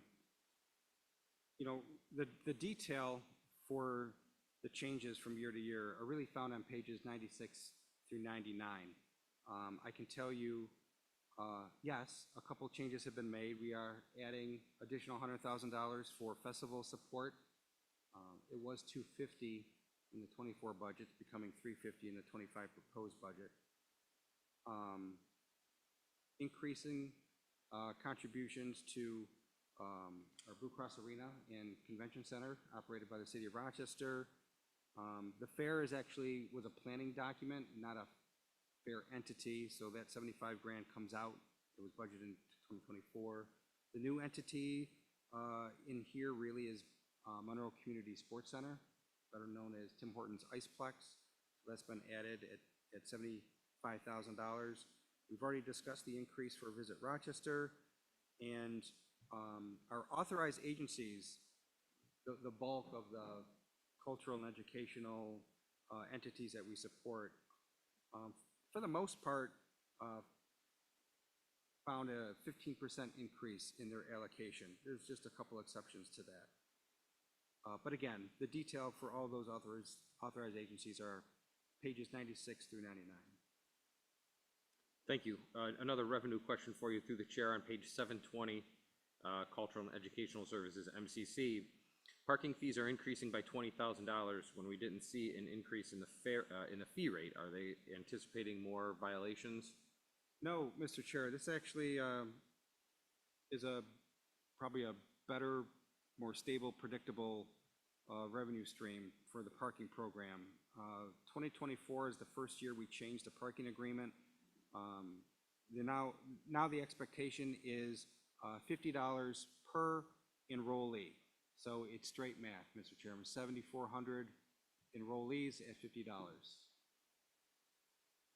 Beautiful, thank you. Through the chair, on page 721, hotel motel taxes are increasing, projected by $980,000. Are we expecting an increase in tourism in Monroe County this year? We do, Mr. Chair.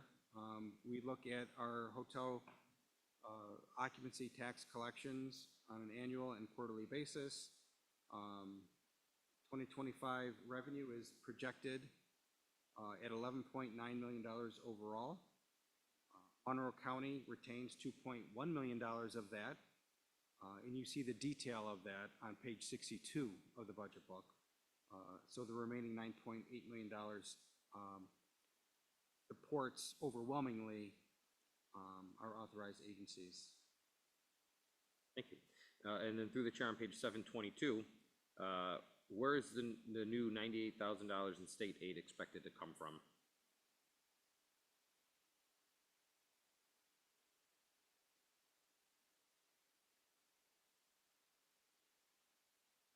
Mr. Chairman, that really is just the result of New York State's budgeting process and a higher allocation for Monroe County Library System.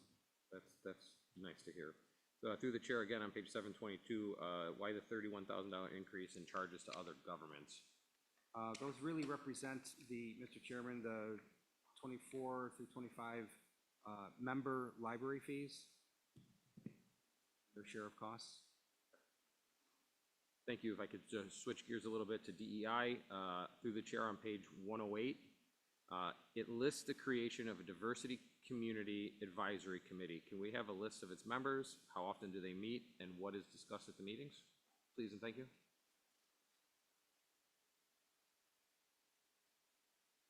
Mr. Chairman, we can provide that. Thank you. And through the chair to the administration, the same 2024 objective is listed for 2025 to create a page on the DEI website to promote multicultural events. Why couldn't this page of the website addition not get completed in 2024? We have just one moment, Mr. Chair. We'll have a rep.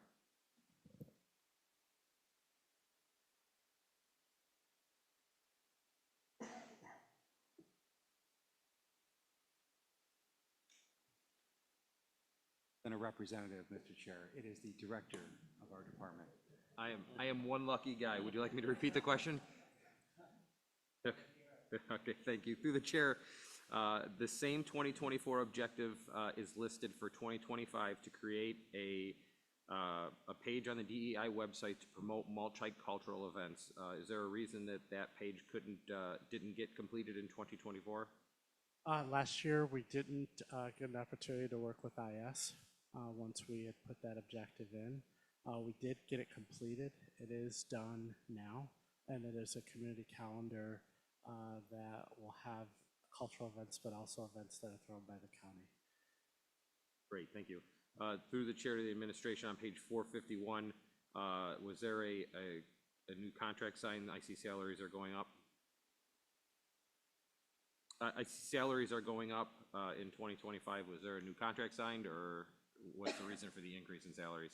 Through the chair, there was no new contract of any kind. We did get a new staff member this year that helped increase the salary with the credentials that she brought in. Thank you. Through the chair to the administration again on page 451, why are professional services increasing by 53,000? Professional services are increasing by 53,000. What's the reason for the increase? We had some funds misappropriated put in other categories that we wound up moving over to professional services. So we took that money where it was located before and moved it over. Great, thank you. And then through the chair, again on page 451, there's a $25,000 of other expenses is eliminated to zero. What would it?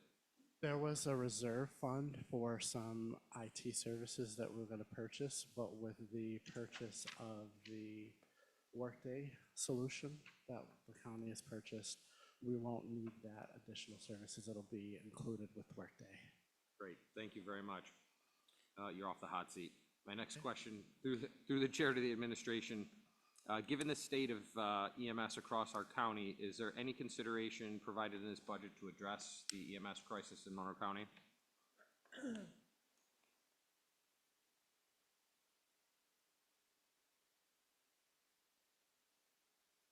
Mr. Chairman, not knowing exactly the crisis referred to, I'm going to assume it is the challenge in recruiting and training new EMTs in our county.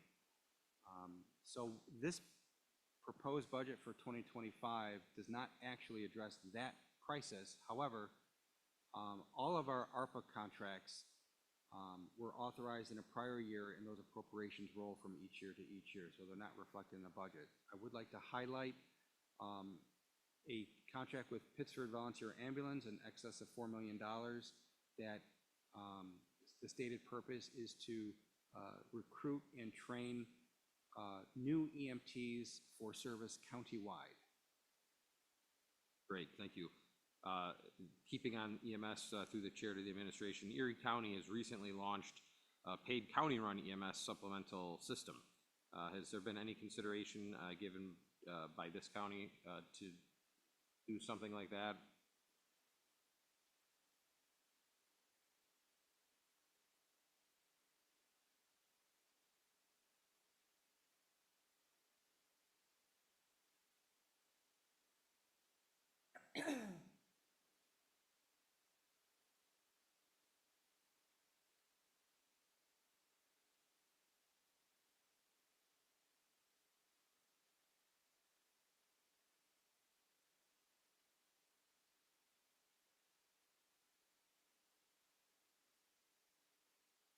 Mr. Chairman, we do know a little bit about Erie County's program, and I admit it is a little. I will say the little we know is it is a very limited county EMS program.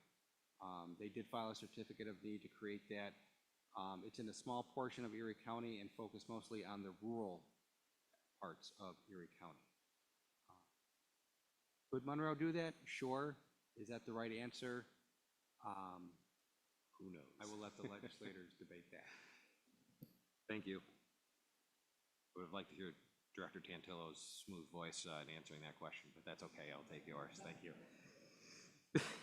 Through the chair to the administration, what is the status of the Monroe County Land Bank?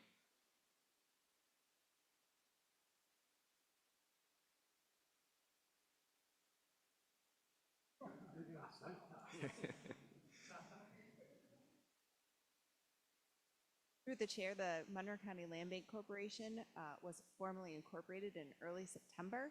They've had several meetings of the Land Bank Board and are in the process of both entering into a contract for the $1 million allocated by the Monroe County Legislature, as well as submitting grant applications to New York State for additional funding. Thank you. Through the chair to the administration, there is an allocation for each school district to run composting in this year's budget.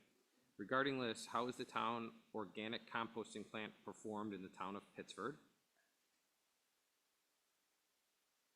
Through the chair, if I understand the question correctly, again, the program itself, the details are being developed, and it's one that will be available to 18 school districts and 2 BOCES programs in the county for school districts to manage, develop a program if they're interested in diverting food waste. I don't have information specifically on if there are programs that exist within the county. I believe there are some, and those school districts can apply for funding to support their existing program or expanding an existing program. But we're certainly interested in school districts that are interested in developing a food waste diversion program. That can take a number of forms. It could be diverting food for donation, pre-consumer food, or post-consumer food coming out of cafeterias. So again, the interest of the program is to engage students, staff, facilities, staff obviously, and teachers as well, and make it an educational opportunity. Great, thank you. And through the chair, just to follow up on that then, do you know where the composting will be dropped off and who's doing that pick up or drop off? Yep, through the chair, good question. It's really a food waste diversion program. So in that regard, it's up to the schools on how they want to develop a program.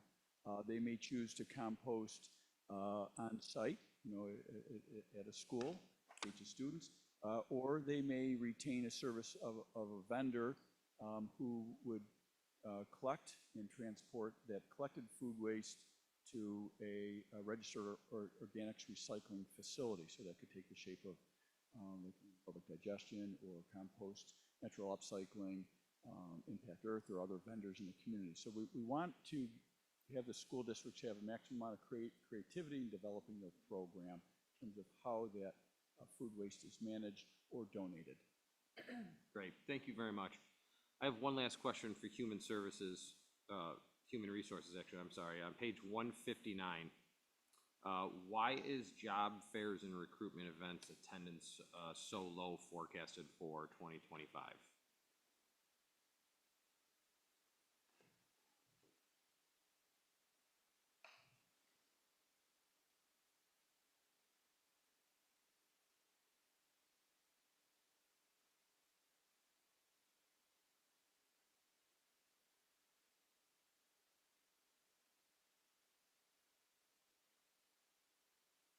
Through the chair, that was simply put, a clerical error in our page. That number should not be 78, it should be 145. Beautiful, thank you for clarifying that for me. I yield the floor. Colby. Thank you, Chairman. I'd like to talk a little bit about the Finance Department. Through your chair, on page 144, the Finance Committee states as a major objective for this next year was implementation of the workday by October 1 of 2025. How confident are you of getting that done in that time frame? And can you walk us through what steps are involved in getting this done? Mr. Chair, that implementation October 1st will happen come hell or high water. We had the commitment of so many staff in human resources, finance, and information services, plus a whole host of partners in our environmental services and transportation departments. It is a significant lift, significant in that a lot of staff are working a lot of hours. It's a very methodical and scripted approach to this implementation that our lead contractor, AVAP, has laid out, where it's methodical in phased approach to configure Workday based on our existing work processes and the work processes that need to change to fit the Workday mold. So that is the bulk of the implementation, but we are also beginning in the next 2 to 3 weeks implementation of the 6 or 7 third-party systems that will integrate with Workday for budgeting, tax reporting, work order system, inventory. So those integrations, we have contracts with those other third-party companies that this legislature authorized. So those should happen simultaneously. The biggest challenge right now that we've been discussing for the past couple weeks is data migration and historical data archiving. That very likely, Mr. Chairman, will end up becoming its own project once the scope of the data migration and data archival needs are better scoped out. That means more money, Mr. Chairman, but realistically, I'm just going to say, because we talked about human resources, civil service, when you're in the pension system, you can buy back time from a former pension participant, participating employer. I did it when I worked at SUNY Geneseo. They had to go back 20 years to find how much time I put in. So that's the kind of historical data that needs to be archived in an accessible format. So the project is progressing, Mr. Chairman, on schedule, expected on budget. So is it safe to say, through you, Mr. Chairman, that maybe the archive part might go past the October 1st? Very likely, Mr. Chairman. Still think you got a lot to take on. On page 425 in finance, why are the salaries increasing by, line items increasing by 40,000? Or 40, yeah, 40K. Can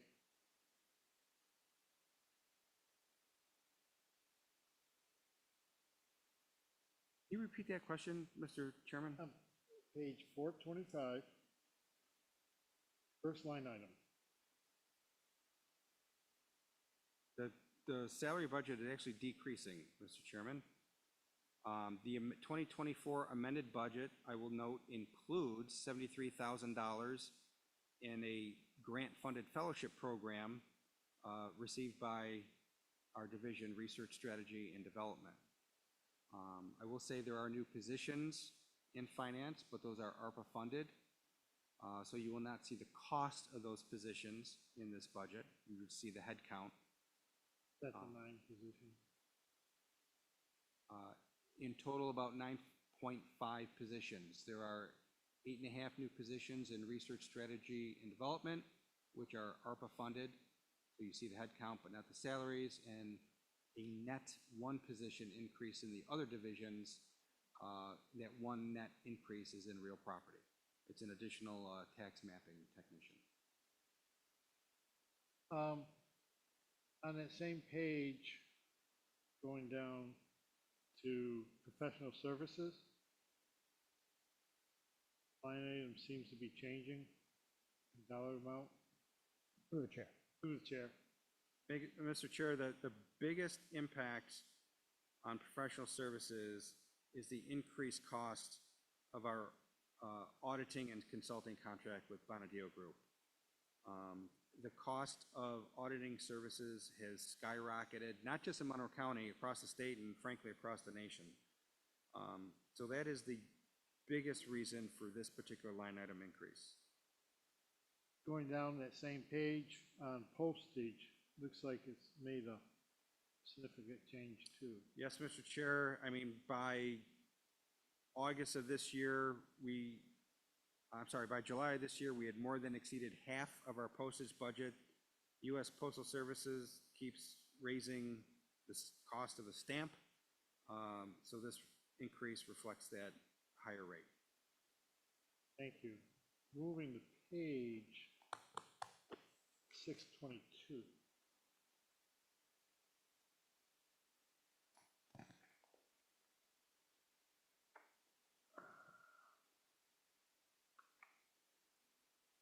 Why did we lose the line item, federal aid? Through the chair. Through the chair.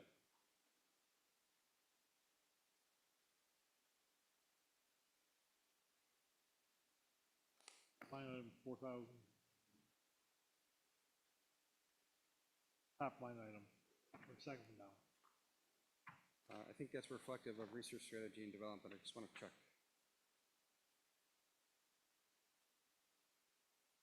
Yeah, so Research Strategy and Development had a $152,000 fellowship grant. So that is federal aid.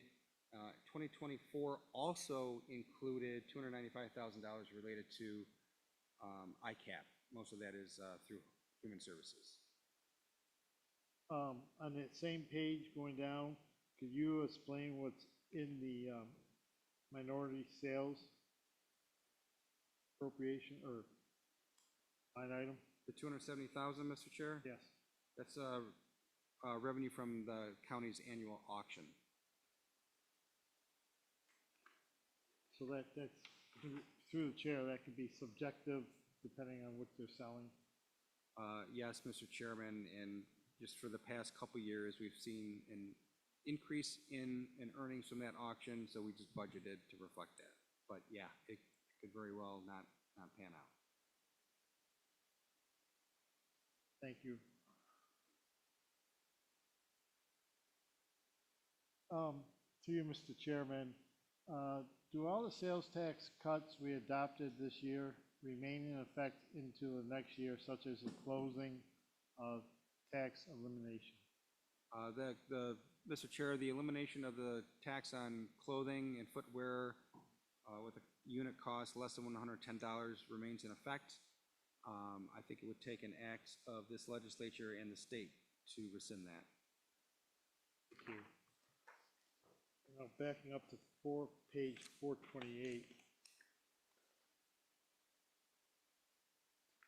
Why is the excess coverage premium so high this year compared to the last couple of years? For 24, Mr. Chair, you know, we used to break out excess coverage premium from insurance premiums, the next line down. That is a throwback. Nobody uses that information, so we just combined it all into insurance premiums. That's why the line item below changed too? That's right, Mr. Chair, it's combined. And frankly, the cost of insurance has just been skyrocketing the past couple of years. I think the 24 budget saw almost a 15% increase. It's not that much for 25, but it's up there. You explain, through you, Mr. Chairman, the judgment claim line and the change in that? Almost all that, Mr. Chairman, reflects the judgment and claims for medical and dental insurance. I mentioned, this is just how it was set up back in 2014. Since we pay actual claims, someone thought the budget should run through claims as opposed to medical insurance. But this is almost all charged back to each department based on their employees' medical and dental enrollments. Thank you. Through your chair, on that same page, going down to bank fees. Yeah, what are those? And it seems like there's $100,000 K more in that line. Mr. Chair, we used to budget bank fees in finance, and it was really just the small amounts we pay. In 2024, we made the decision to take on all the bank fees across the county. Specifically, what we're talking about is credit card fees. Rather than make departments like parks, they take their green fees predominantly in credit card payments now.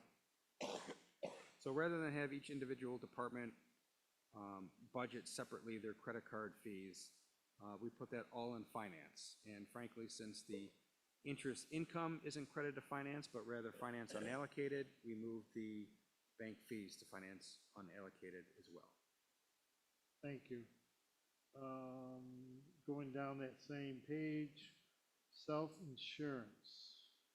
Like there's a pretty big increase. That is almost all of our workers' comp self-insured claims, Mr. Chair. There's some a minor $450,000 of unemployment insurance, but our workers' comp really is based on a rolling 3-year average of actual claims experienced. Thank you. And I think you already kind of touched base on this. On page 623, why is the $6 million increase in interest earnings, and how much of that is from like ARPA funds? Through the chair. Through the chair. I'm hitting about 50%. You've been counting? Mr. Chair, yes, we did touch upon, well, more than touch, we did discuss our interest earnings, and we do not track separately interests from ARPA. I know certain legislative committees has requested that information, and we provided an approximation of that revenue. I will note again, it was an approximation. It's not perfect because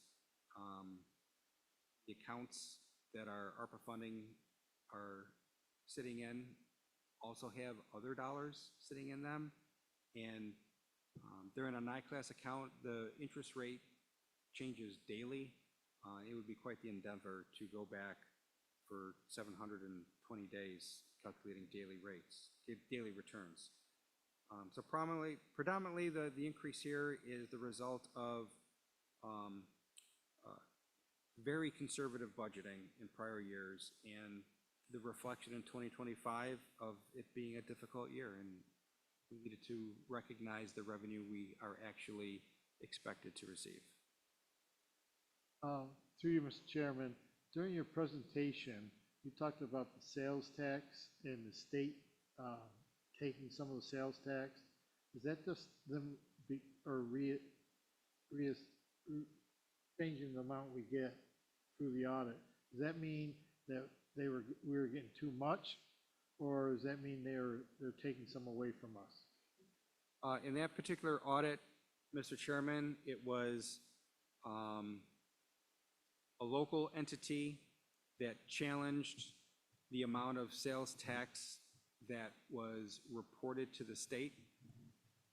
The state audited, I believe, 6 years' worth of returns, and New York State determined that that particular entity paid in $11.2 million too much. So when we receive our quarterly distributions, that first week or two of January, one of those distributions shorted by $11.2 million because of that audit adjustment.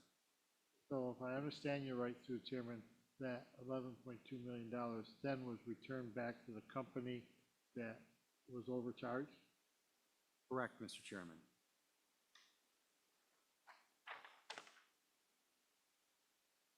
How are you before? Thank you. Very brief here.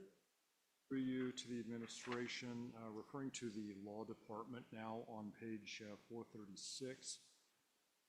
Just looking at the near $650K increase in salaries and the $240K offset in the temporary help line.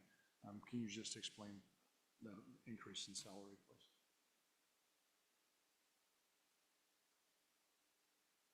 Mr. Chairman, that really is reflective of an increase of 2 additional FTEs in the law department, but overwhelmingly, it is the movement of that temporary help budget up to the salary line. What remains are the legal interns as temporary help. Okay, thank you. And through you, Mr. Chairman, what is the increase in the professional services line?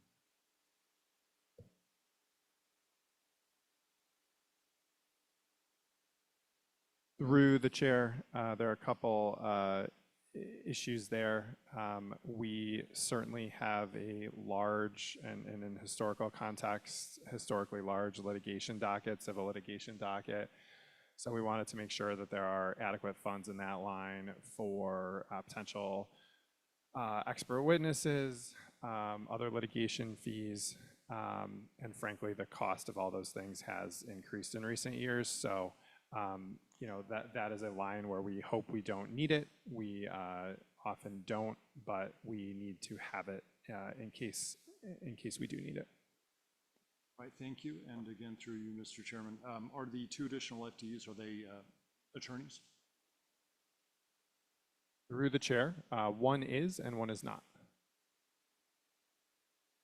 Right, thank you. And now moving to information services. Through you, Mr. Chairman, looking on page 442, this is one of the few departments that's showing a decrease in employees and correspondingly in salaries. There is, Mr. Chair, a 2 FTE reduction in information services, but I will note the primary driver of this reduction is the result of employing a 5% vacancy factor, which we did not do in 2024. Okay, thank you. So this is one of those vacancy factor corrections applied to this department. Yes, Mr. Chair. Thank you. And following on through you, Mr. Chairman, can you explain why the maintenance computer equipment line fell so significant? Mr. Chair, we like to combine maintenance of computer equipment with the line right above it, software licenses. If you look those in total, yes, they are increasing. But there's been a lot of, with new accounting pronouncements, we have to segregate our software licenses for accounting for subscription-based IT assets. But you will see the slight increase for maintaining SAP until we make the switch over to Workday, and updates to the real property tax collection system, Hamer. So both of those are reflected here, as well as our electronic data storage. Data storage across this county has skyrocketed, primarily because of discovery reform, and simply reflective of enhanced security. Enhanced security includes video security, and it's the recording and storage of what those cameras observe. And one last question through you, Mr. Chairman. Just looking at the professional services line, going from 0 to 700,000. Can you? That relates to our contract with our SAP consultant. You don't see a budget in 2024 that was part of professional services computers, which was the line above it. Frankly, we don't need two professional services lines, so you will see contracts budgeted in one line but expensed to the other. Are you before? Thank you. I have a question that I'd like to ask. Then Mr. Baines, Legislator Baines, I'll get to you. Thank you. On page 312, the 911 Center, can someone tell us what they're doing to recruit? I'm sorry, I missed that last part, Mr. Chairman. What are we doing for recruitment?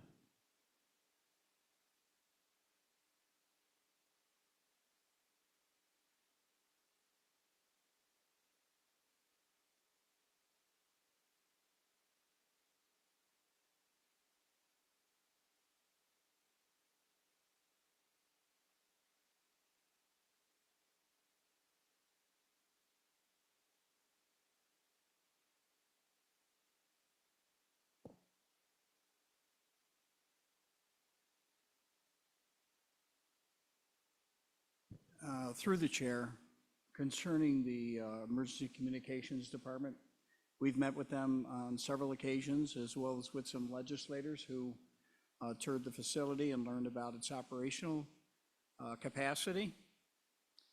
They certainly do have a reduction in the workforce as a result of trying to fill those positions. They've been very aggressive about using many different aspects to increase their staffing. We acknowledge that that's a national issue across the United States. Actually, our numbers are percentage-wise are better than some of the other PSAPs that exist in New York State. The team over at ECD is working very hard to be able to do various recruitment efforts as well as retention efforts, including when several years ago the county executive pledged funding to increase their wages. Thank you for that very professional response. Legislator Baines.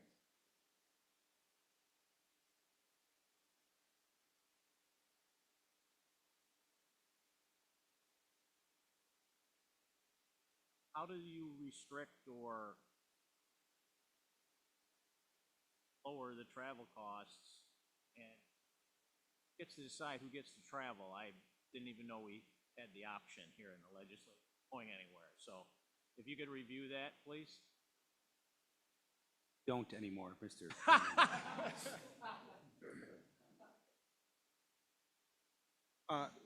You know, frankly, it was a very bureaucratic process and very dull. We look at the travel that has been spent from 2014 through 2024, and then the original request for 2025. And it was a robust discussion amongst administrative and budgetary staff, and by fiat, we decided to reduce more halfway down to the average. Then you basically restricted the budget per cost center for travel? I would say we limited, Mr. Chairman, the budget. Yeah, by cost center, I mean, that's just how the budgets are prepared by cost center, but frankly, it's by department, Mr. Chairman. And I have a facetious question of how much money are we saving by turning down the, that in this room? Because I don't want to go over here with my coat on. Through the chair. Through the chair, and I applaud the efforts to save energy. I would also like to make a motion, when everyone on both sides of the aisle has asked their questions, that we take a 10-minute recess for a comfort break. Actually, one of the next items on the agenda was to ask people if they needed a recess, so. that's Thank you, kind Mr. of- Chair. Thank you.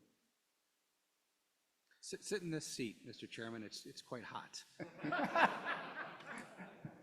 Legislator Colby. Over there. You've been talking about,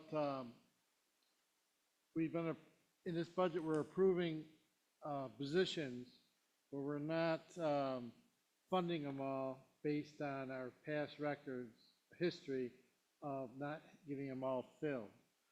What happens if a department does get enough people applying so they could fill more positions that haven't been funded but have been approved positions?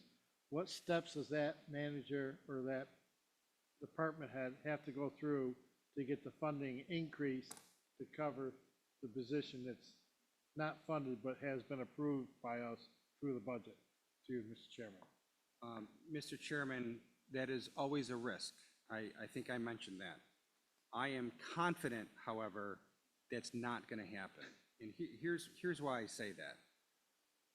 In looking at the position vacancy rates to actually apply, I looked at each department's, and I may have said this in a different committee, I apologize if I'm repeating myself. I looked at position vacancy rates across the county. I looked at each department.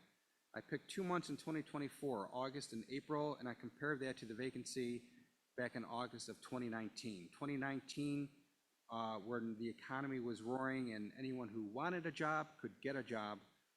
So comparing 2019 to 2024 departmental vacancies, I picked the lower of the two rates. If a department had a vacancy rate less than 5%, I didn't apply any vacancy rate to that department. If a department had a vacancy rate higher than 5%, the first thing I did was reduce it by 3%.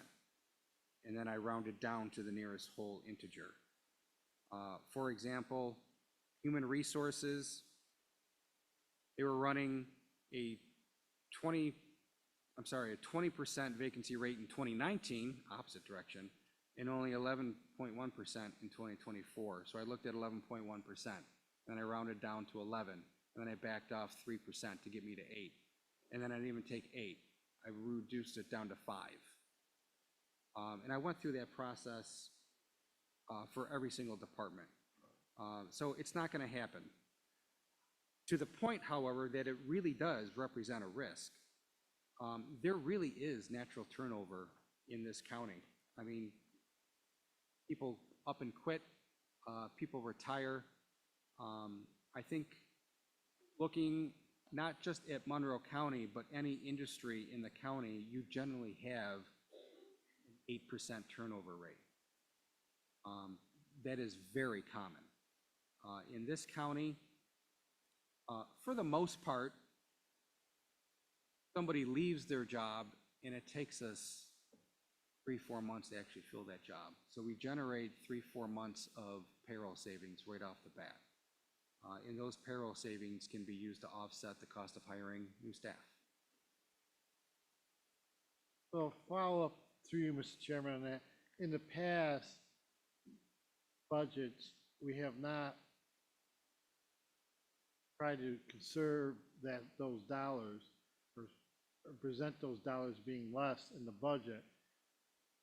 And now you are, so in the past, that's probably where some of our end of the year surpluses have come from. Is that correct through you, Mr. Chairman? Almost all correct, Mr. Chairman. It's not that we have never applied vacancy factors in the past. I will say, looking over 20 years, the application of vacancy rates was probably a little less scientific, and not that my method was completely scientific, right? But it was much more restricted, and we would see vacancy rates of 2%. Generally speaking, we have vacancy rates of mostly 5. There's 2. There is a 2 and a 3 in here, but it was not widespread. So it's mostly correct that payroll savings did accumulate in order to the benefit of the county. When I look back 2013, 14, 15, 2016, on a gross basis, this county probably had $5.5 to $6.5 million of payroll savings every year. That's gross savings. So reimbursement, if it's $5.5 million of gross savings, the net savings was probably closer to 2.5, maybe 3. We didn't get the revenue for reimbursement, but yes, so we did achieve savings. That's kind of changed the past few years because of the amount of overtime that's being worked. I think I commented, if we saved $5, $6, $7, $8 million in salaries, we would put back half or a little more than half into overtime. And what we are seeing today is payroll savings of $10 million, but we're putting $12 million back into overtime.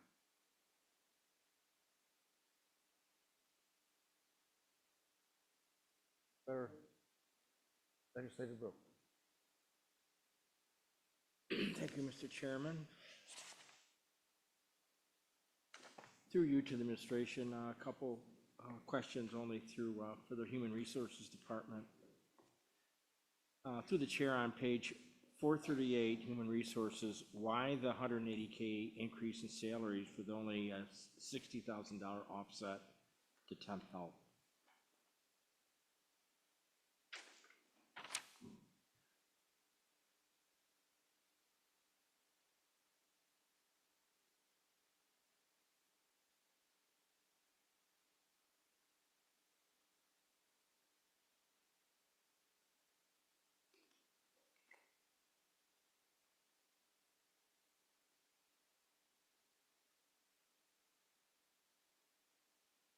Mr. Chairman, although the Human Resources Office did only add a half an FTE, they did move $60,000 from temp help to salaries.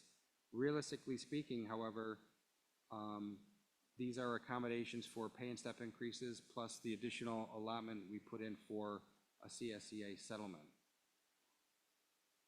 Our director.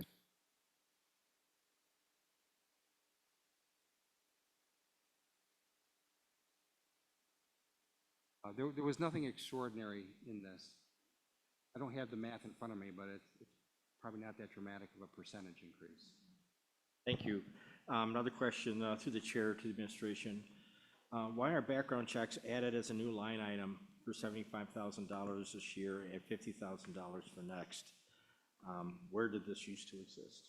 Mr. Chair, this used to exist all across the county in various departments who did not do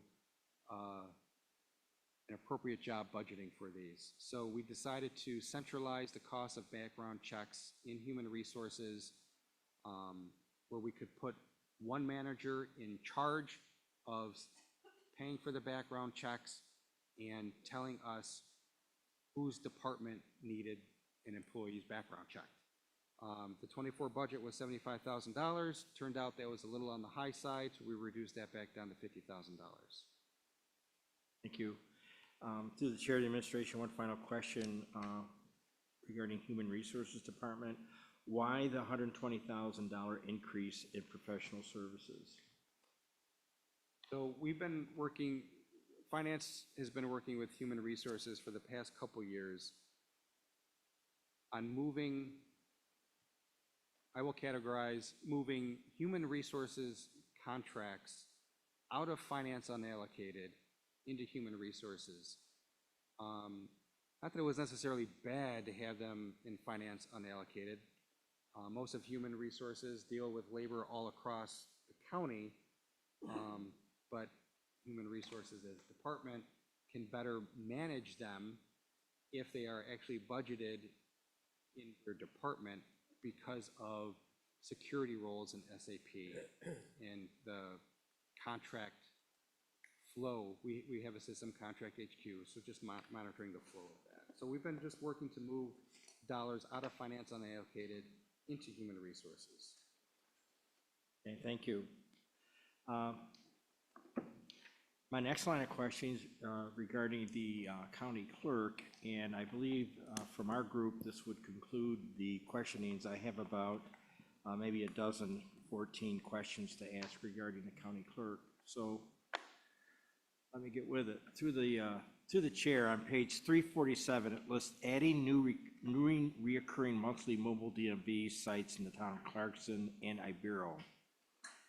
My question is, why are the mobile DMVs still not operating at their previous levels? And considering that expanding full mobile DMVs is not even listed as an objective next year, do you even have a plan to do so? The objective lists expand partnership with pop-up mobile DMV sites. A pop-up mobile DMV, in my opinion, is not the same and has no set schedule, doesn't have much of advance notice, and doesn't serve the broader community. So my question, just to summarize, why are the mobile DMVs never really come to fruition? And of course, that's always been a initiative of my side of the aisle now for a number of years. Through the chair, as it was discussed at the previous budget public hearing, the previous schedule prior to COVID of the mobile DMVs will not be returning. We have currently fulfilled all requests to bring mobile DMVs back. We now go to Clarkson, Rockport, East Rochester, and Ogden. We currently had a request from Ibero, which became our 4th location because they're able to provide Spanish interpreters on site. The one thing I will include is that, as it's been previously discussed, the decision about how many mobile DMV sites is not a decision that's solely that the county clerk can currently made. It's been part of an ongoing conversation with our collective bargaining unit, and I know that there are other ongoing conversations with that, and that's one of the things of where there are a lot of other factors into the potential limitation of those sites. But we have not denied anybody a recurring mobile DMV site that requested one. So as a follow-up question to that, to the chair, so would you consider that a request by any number of our towns in the suburbs, you would seriously consider a mobile DMV site at that particular town?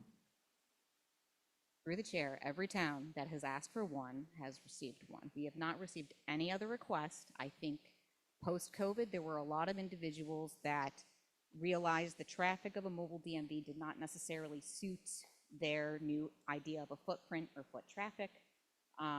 I will only also include that one of our frequent comments we get about the performance of local DMVs now is the improvement in wait times, and that individuals are not waiting at DMVs. Part of that is because we are not constantly pulling from staff at our 4 fixed branches and taking them to mobile DMV sites twice in 2 different locations every single day of the work week.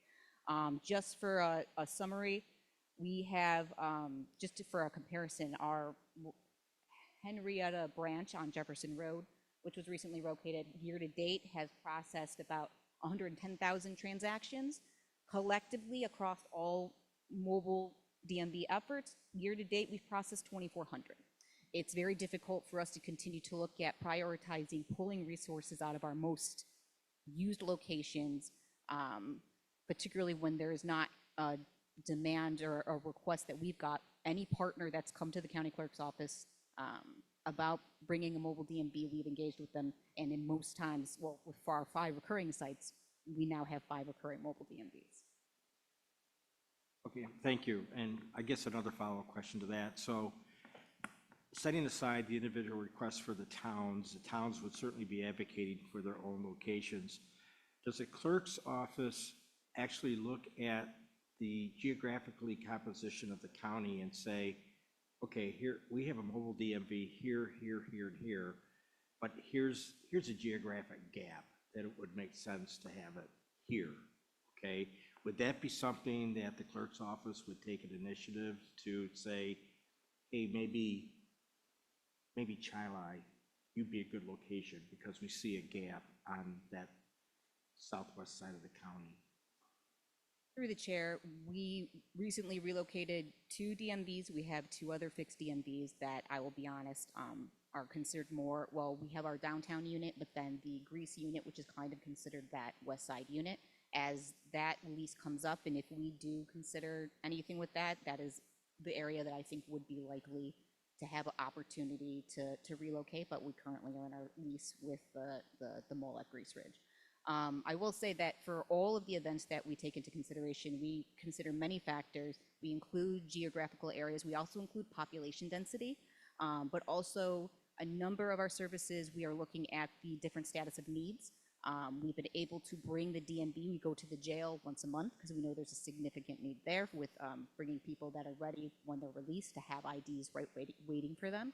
We've worked with the Youth and Orientation Program with Family Court, which works with Teen Court and helping those young individuals get IDs. We are looking at a number of different areas. So geographic is one of them, but it's certainly not the only. Okay, thank you. Through the chair to the clerk, on page 447, County Clerk Downtown Operations, why are salaries increasing by $180K with only a $102,000 offset to temporary help?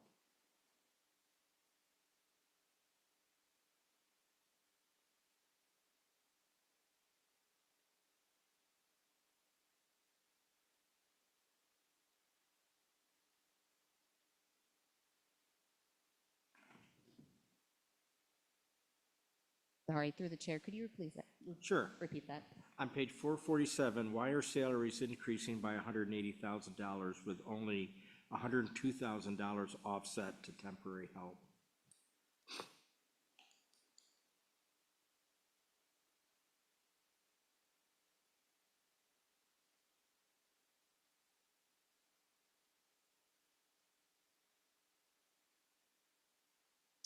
Through the chair, that's from the normal step and pay increases in addition to the potential CSCA contract. The only other thing I can say is that we did change, we created, well, this budget request creating a new position, which would be an office clerk 1 that's specific in our audit function. We've done a lot to add more staff into the audit function of the county clerk's office. We handle a lot of finances.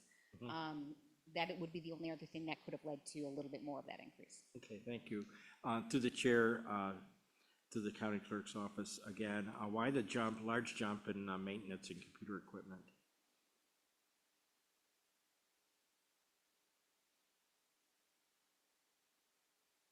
Through the chair, do you mean the professional services computers line?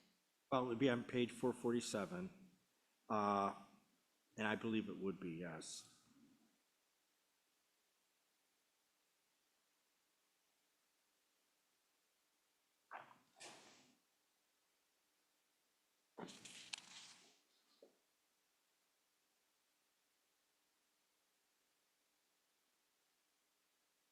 Through the chair, this is regarding the ongoing project for the new records management service.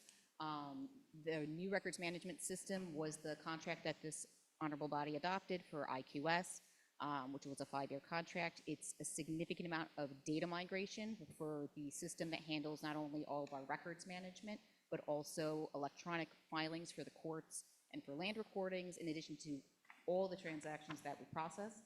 I will say that project did see some unanticipated cost in the current year because we had to completely rebuild our server. So we had a delay with buying some additional hardware. So that's another reason why you may see some objectives that are repeated between these 2 budget cycles, because those projects had to get delayed so that we could pay for those increased hardware costs we were not expecting. Okay, thank you. Through the chair to the clerk's office, once again, on page 449, County Clerk Auto License Bureau, why do salaries jump $400,000 with only $132,000 offset to temporary help?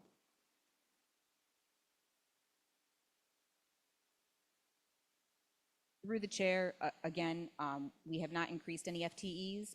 This would just be normal process of the steps and increases specific to ours.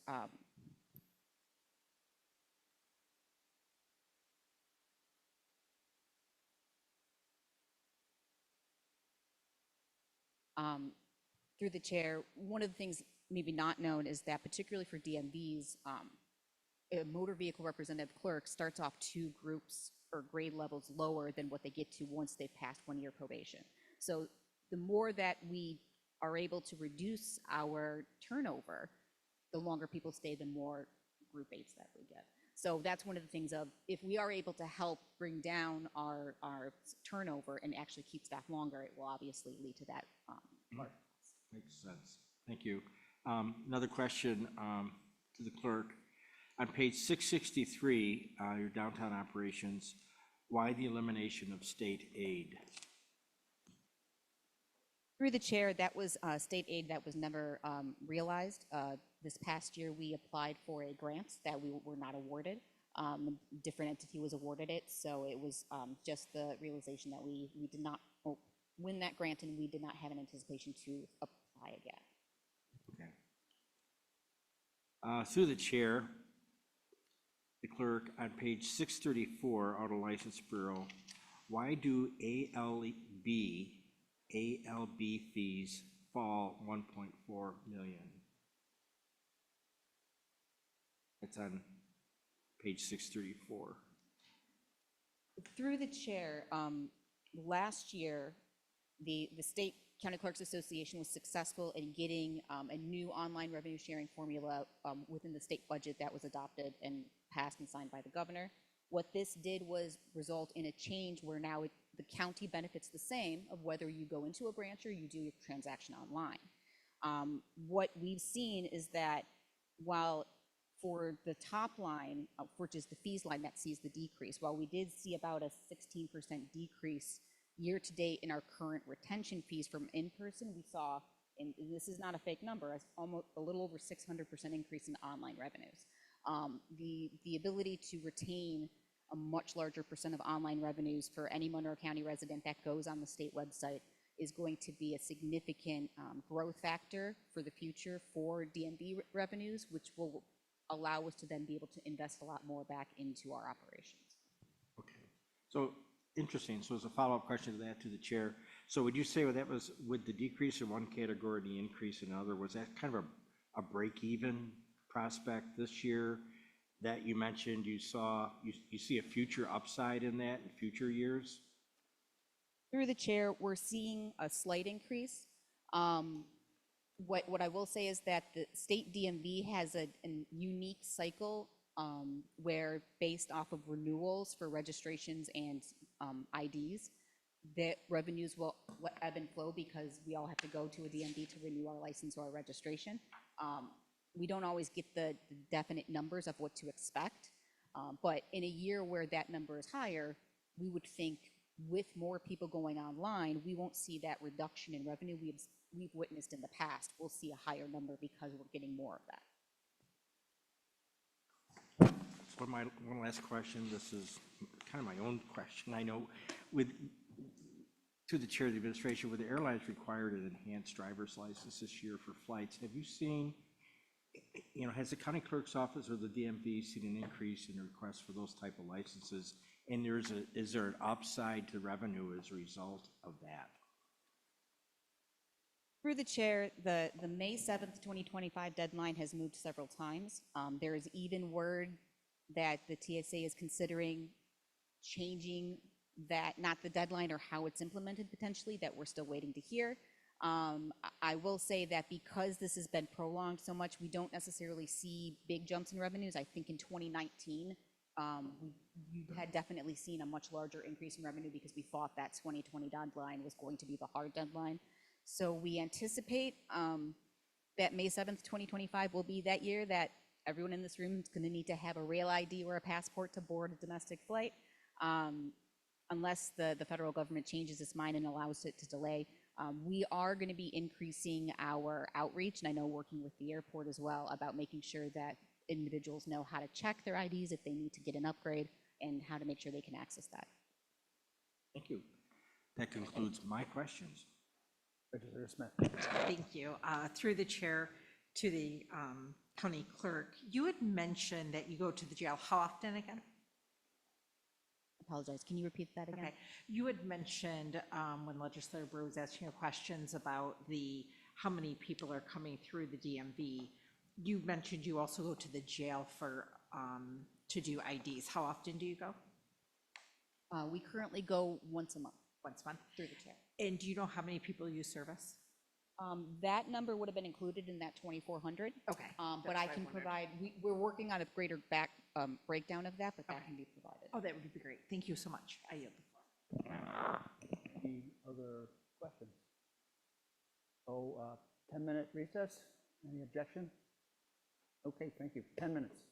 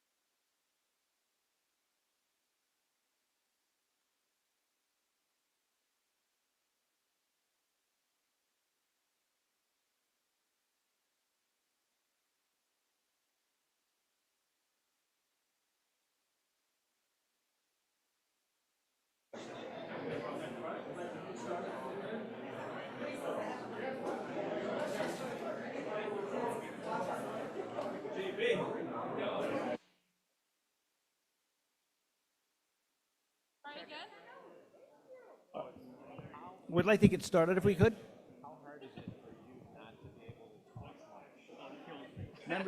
Members of the committee, can we get going, please? Thank you.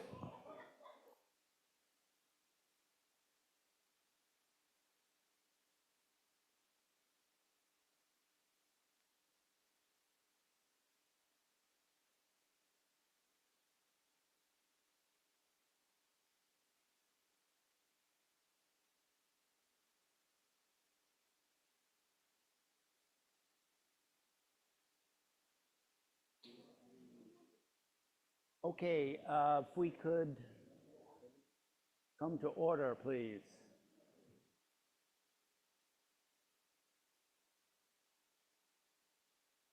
Thank you, everyone. The next item on the agenda is the approval of minutes. You have the minutes from the October 22nd, 2024 meeting before you. They will stand approved unless the clerk is notified of any changes by the end of the day. Next item on the agenda is new business. Mr. Clerk.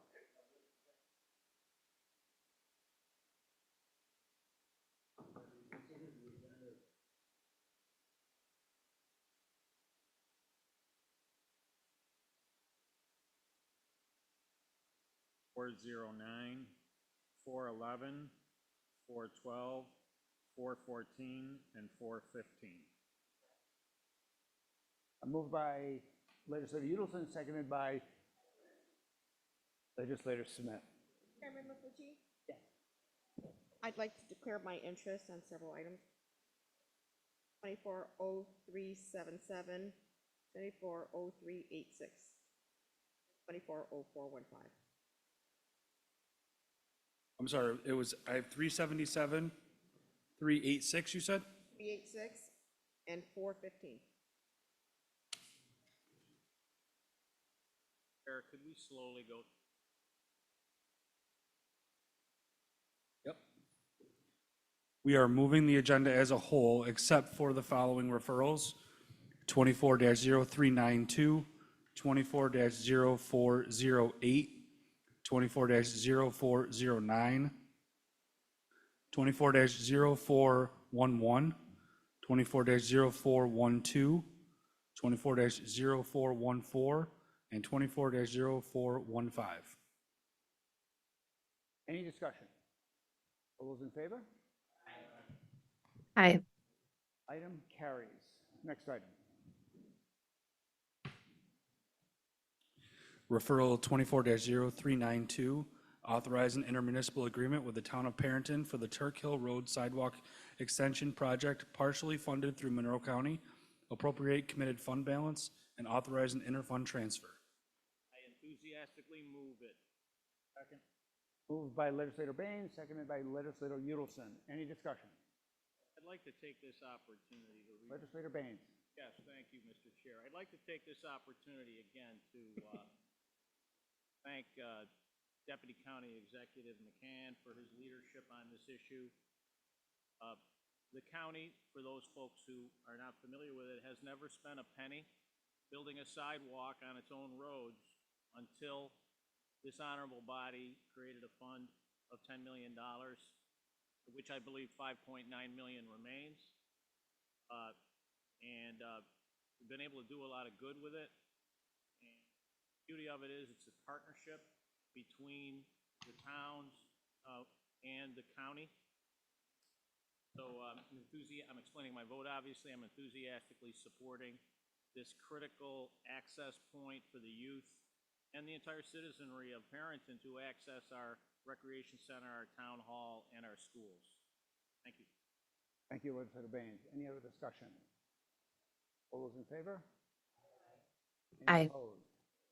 Seeing none, item carries. Next item.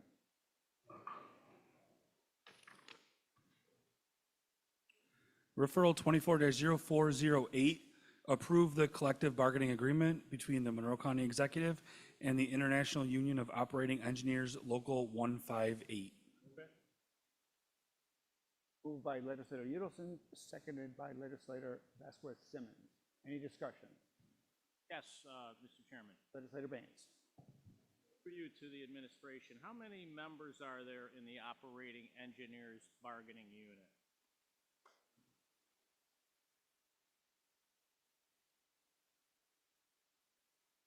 Through the chair, just give me 1 second to pull that up, and I believe I have that for you.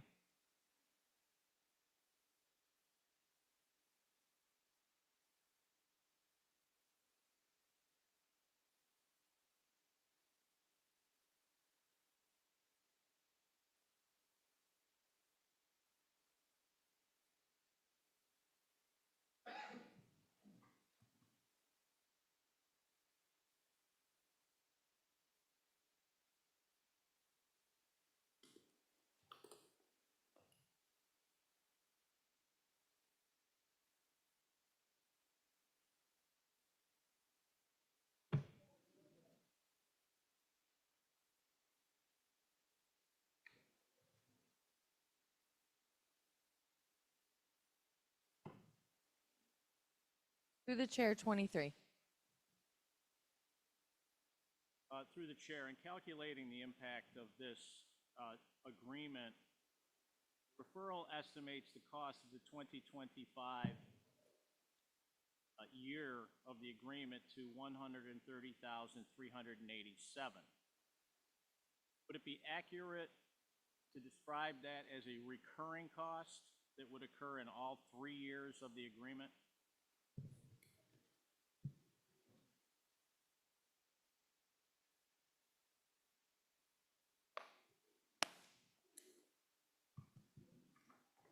Through the chair, yes, this is a continuation of how the salary schedule is billed year after year.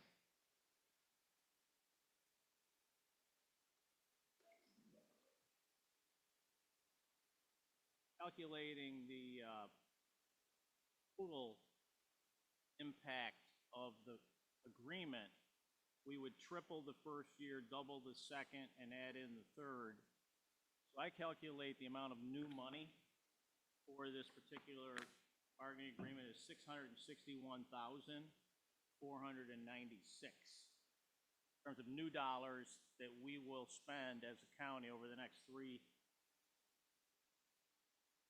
That, through you, Mr. Chair, is that congruent or consistent with your analysis?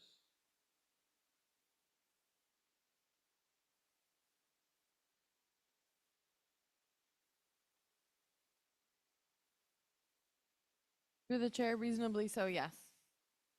So if we calculate the per bargaining unit member impact of the agreement, we divide 661,496 by 23, we would have $28,760 per bargaining unit member for the life of the contract. Is that an accurate numerical quantification of the agreement? Through the chair, assuming that I did not do that math, but assuming the math is correct, like in theory, yes. Does this, do these estimates that were provided in the referral through you, Mr. Chair, these estimates, do they represent any savings, projected savings, or in the first year actual savings from changes in healthcare plans or other elements of the collective bargaining agreement? Through the chair, there were no changes in this healthcare. Through the chair, are these particular employees covered under a high deductible plan, or can you describe do they have a menu of plans available to them? Through the chair, yes, they have both what people would normally consider like a traditional copay and also a high deductible. It's up to the employee what they choose. You, Mr. Chairman, and to the administration, I'm trying to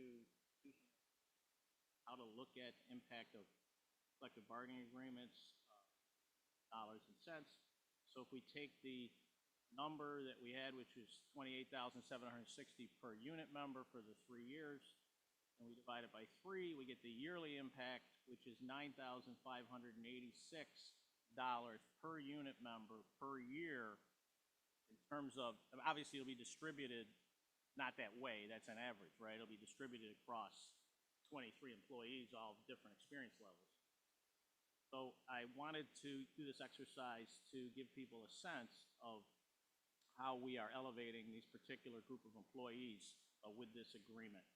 And to explain my vote, Mr. Chair, I don't believe that the legislators should get involved in collective bargaining. have a significant role to play in oversight. And so I will be supporting this quite rich agreement under the assumption that it was benchmarked. I know that the next contract we're going to discuss was benchmarked heavily against the labor market. So for those reasons, I'll be supporting this collective bargaining agreement. Thank you. Any other discussion? All those in favor? Aye. Opposed? Aye. Item carries. Next item. Referral 24-0409, approve the collective bargaining agreement between the Monroe County Executive, Monroe County Sheriff, and the Monroe County Sheriff Police Benevolent Association. Okay, let me get that down here.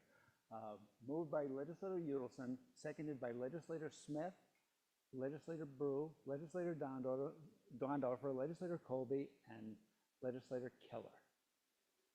And Legislator Vasquez Simmons. And I might as well second. Can I second it? I don't need to. I'm in favor of it, so that's great. Any other discussion? Yes. Yes, Mr. Chairman. No. I'll defer to Legislator Barnhart. Legislator Barnhart, it's hard for me to see. Oh, I got it. That's okay. Legislator Barnhart. Thank you, Mr. Chairman. Through you to the administration, the Democratic Caucus received an email that had really good information with some background and some benchmarking that we had requested. Just following up, one of the assertions made for the need for this contract was that there was difficulty recruiting. However, in the answers that we got from the administration today, I just want to confirm that there are no vacancies for deputies based after this latest class. Through the chair, we did just put a class in and we are filling the vacancies. What we run into though is we're all competing for the best on the list. So when we're all going after the same candidates. So for example, if you live in Brighton and you want your Brighton Police Department to have the best candidates, they're getting paid more and they're more attractive. So in order to stay competitive so that service throughout the county and we're hiring the best, you have to be up there. Otherwise you're taking people further down the list and you're not getting as good a candidate, still one that's qualified, but not as good a one as the ones at the top of the list that are going to places that are paying more. And we were seeing that time and time again. Thank you. And through the chair to the administration, there was a column top base pay and time to top base pay. Is the top base pay for the officer deputy level, or is that for, I believe the union also includes sergeants? Can you just explain that a little bit? Through the chair, it is for the deputy or the officer. Got it. Just through the chair to the administration, when you see raises of this level, you have to think about other bargaining units may look at this and want the same thing. Are you concerned? Is there any concern at all about the impact of these percentages on negotiations with other bargaining units?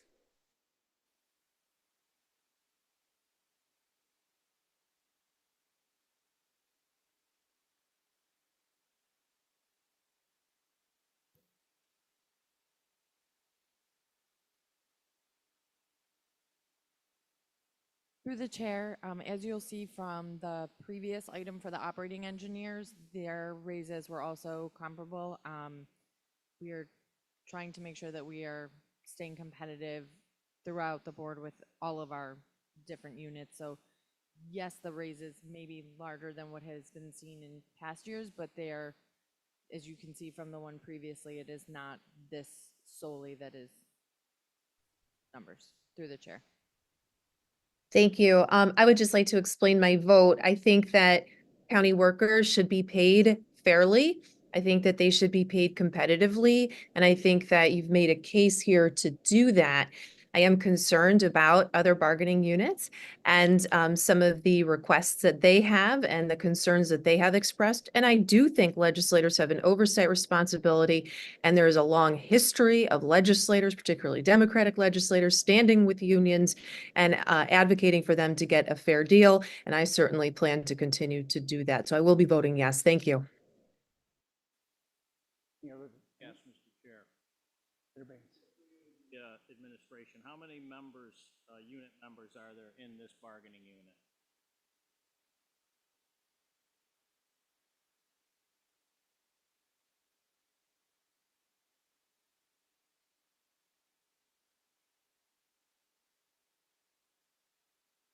Through the chair, it's 318.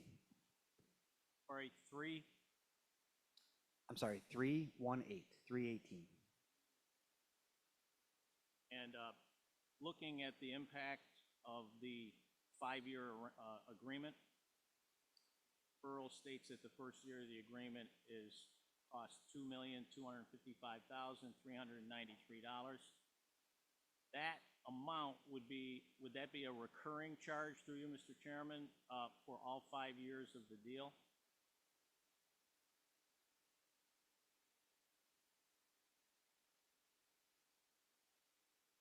Through the chair, yes. So using the same analysis as the prior contract, multiply the first year agreement by 5 on your estimate of the cost. That results in an amount of $11,276,000, and then we second year estimate by 4. Fourth year estimate by 2, and then we add in the final, and we end up with $30,851,000 in what we would call in labor negotiations new money that will be put into these important employees. Is that the way you understand the aggregate cost of this referral?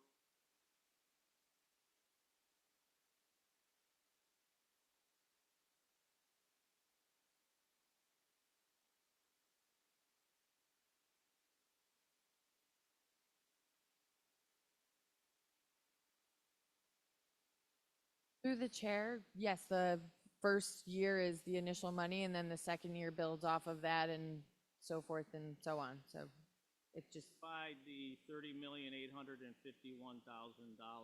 new money amount into the 318 bargaining unit members, get a total cost per bargaining unit member for the life of the contract, increased cost of $97,000. That consonant with your analysis through you? through the chair, if you would like, we can certainly chart out the math that you were saying, just so that everybody is ensured that they're on the same page. Thank you. I'm using the numbers that were in the referral, and this is a contract which quite smartly on the part of the union is front-loaded. And schedule. When we increase the schedule, through you, Mr. Chair, for a collective bargaining agreement, that increase in the schedule does not reflect the annual increases of the employee, does it? Because they also receive a step increase. The chair, only if they are not at the top of their bracket. You do not continue to get a step increase once you've reached the top. Thank you. So based on my calculation, the per year cost per bargaining unit member of this agreement is $1,403. And I guess my question for the administration is this: your data was excellent and much appreciated on your benchmarking. And so my question is, how did we get so far out of whack? Could someone from the administration explain how our law enforcement officers, and we want the best possible force, got so far out of whack with the labor rate for law enforcement officers in Monroe County?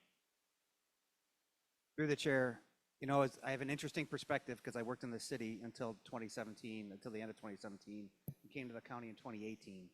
But when I came on, a lot of my classmates in the academy, I think I had 10 that worked for the county. And from the 2000s on, the county deputies just did not get raises. And they went years taking zeros because they were out of contract.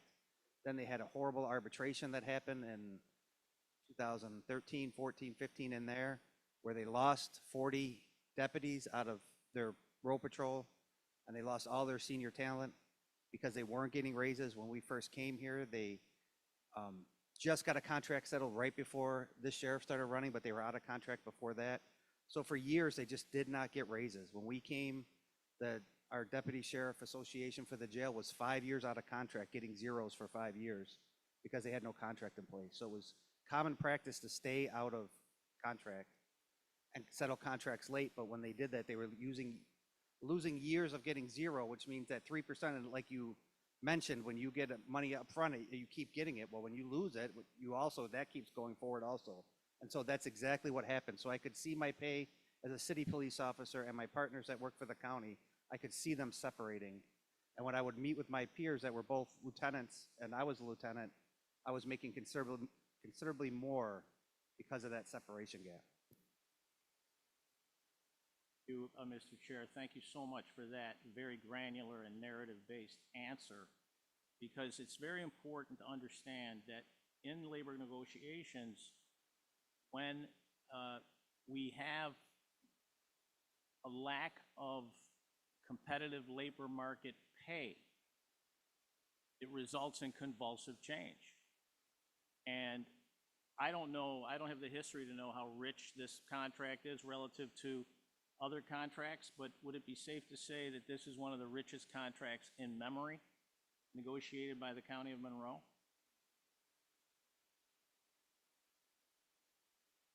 Through the chair, through the PBA, yes.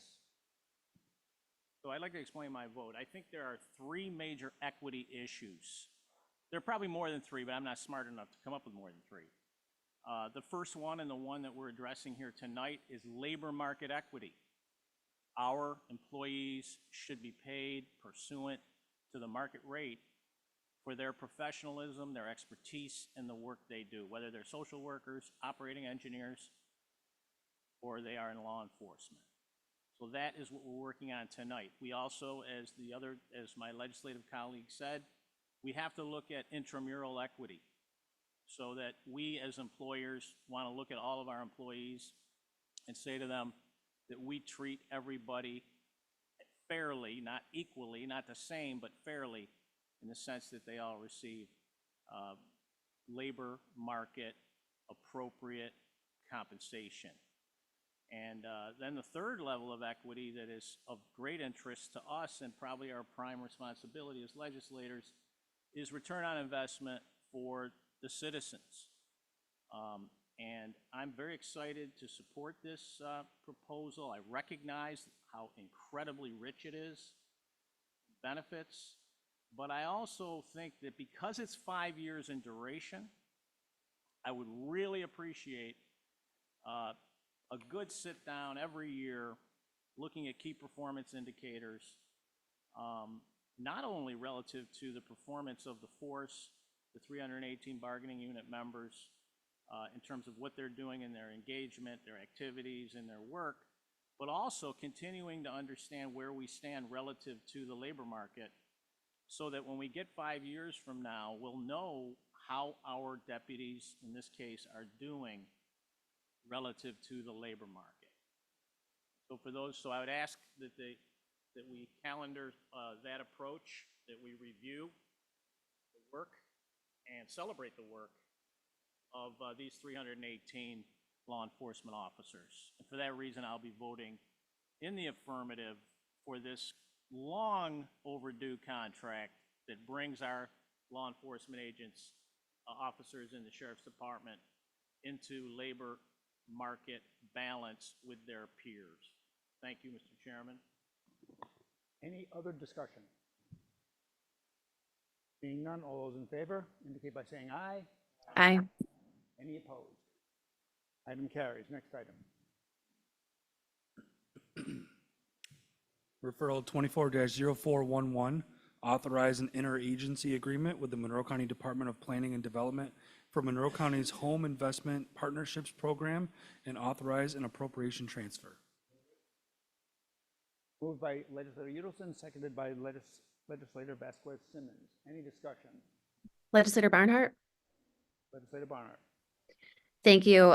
Through the chair to the administration, because these are ARPA dollars, can the funds be used on homes throughout the county, including the city? Through the chair, yes. Thank you. No further questions. Any other discussion? Seeing none, all those in favor? Aye. Opposed? Seeing none, item carries. Next item. Referral 24-0412, authorize an interagency agreement with the Monroe County Department of Public Safety. Moved by legislator Udelson, seconded by legislator Vasquez Simmons. Any discussion? Legislator Barnhart. Legislator Barnhart. Thank you. I have always been very appreciative of the administration's focus on youth who have become justice involved and the innovations that they're trying with the JEDS program. I'm very interested in the statistics that we know so far. I did write a letter asking for more statistics, and the response did not have a lot in there. The response that the Democratic Caucus and Public Safety Committee received indicated that youth who go through this program have a 3% recidivism rate, which is fantastic. But it also said that youth who didn't go through the program had a 4% recidivism rate. And then it said that youth had a higher rate of completing the program, but also didn't indicate what that meant in terms of their reoffense rate. So I'm wondering if you could clarify for us what exactly the reoffense rates are between youth who are in the program and youth who are not in the program.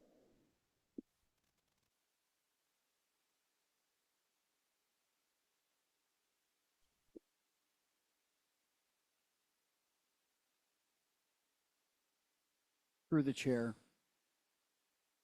At this particular point, I don't have the statistical data to answer that particular question, but I can say that those that have gone through the JEDS program over the last 18 months, we have a recidivism rate of 3%, and that's what we had given you. Prior to the implementation of JEDS, the recidivism rate was 36%. I may be a percent off on that, but it was in the 30% recidivism rate, and we have obviously greatly reduced that. I can work on getting you more specifics associated to your question. Yes, that would be very helpful. It could just be the way you're presenting the data. I'll be voting yes to explain my vote. I'll be voting yes because I think we should continue to work on this and innovate and try to make this better. But I don't think I would like to see statistics that make a little more sense and are a little more clear as this goes on. And certainly there should be more data available the longer this goes on. And I know you're extending the stability period as well. And hopefully you'll get good results. So thank you. I don't have any more questions. Any other discussion? Seeing none, all those in favor indicate by saying aye. Any opposed? Seeing none, item carries. Next item. Referral 24-0414, amend Resolution 264 of 2024 to increase the contract with Game Plan Marketing to provide media buying services for departments of Monroe County. Moved by legislator Udelson, seconded by legislator Vasquez Simmons. Is there any discussion? Legislator Smith. Yes. Through the chair, will the legislature be involved in the Stop the Stigma campaign to show our collective efforts?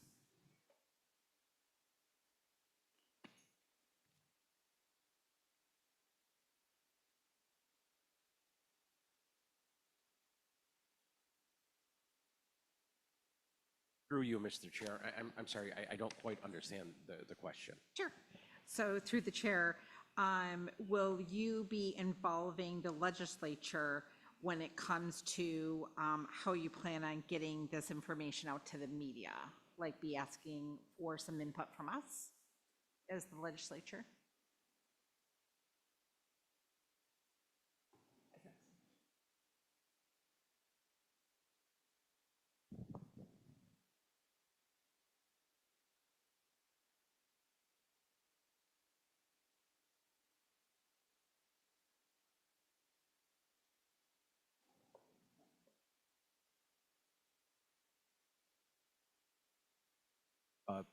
Through you, Mr. Chair.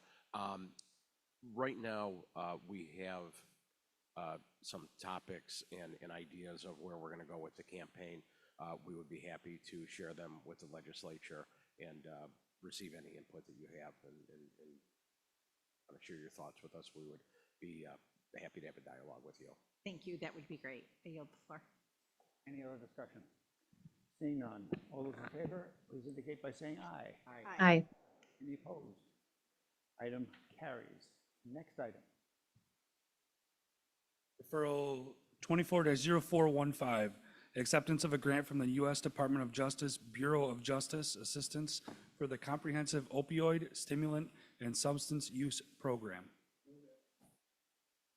Moved by Legislator Udelson, seconded by Legislator Baines. Any discussion? Legislator. Got it. Legislator Smith. Thank you. Through the chair, is this grant being received in light of the recent overdose report showing an increase?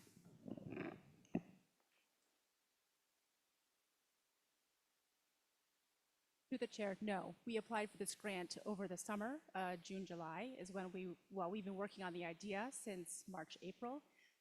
The grant came around, we submitted the application in July, and we just heard back November 15th. Great. Thank you. I yield the floor. Any other discussion? Seeing none, all those in. Nope. Oops, sorry. Trying not to fall. Yep. You sure? Okay, good. I'm glad you didn't fall. So all those in favor, please indicate by saying aye. Aye. Aye. Seeing none, item carries. Any other matters to come before this committee? I have something. This time I really have something. Yes, Legislator Donovan. I would just like to take a brief second to express our condolences to Legislator Mercedes Vasquez Simmons on her recent family loss. Sincerest condolences. Any other matters to come before this committee? I'd like to thank everyone for their very professional questions and getting through the agenda in a very efficient and effective way. Thank you so much. There being no other matters, the December 5th, 2025 meeting of the Ways and Means Committee stands adjourned. The next meeting of the Ways and Means Committee will be Tuesday, December 17th, 2024 at 6 p.m.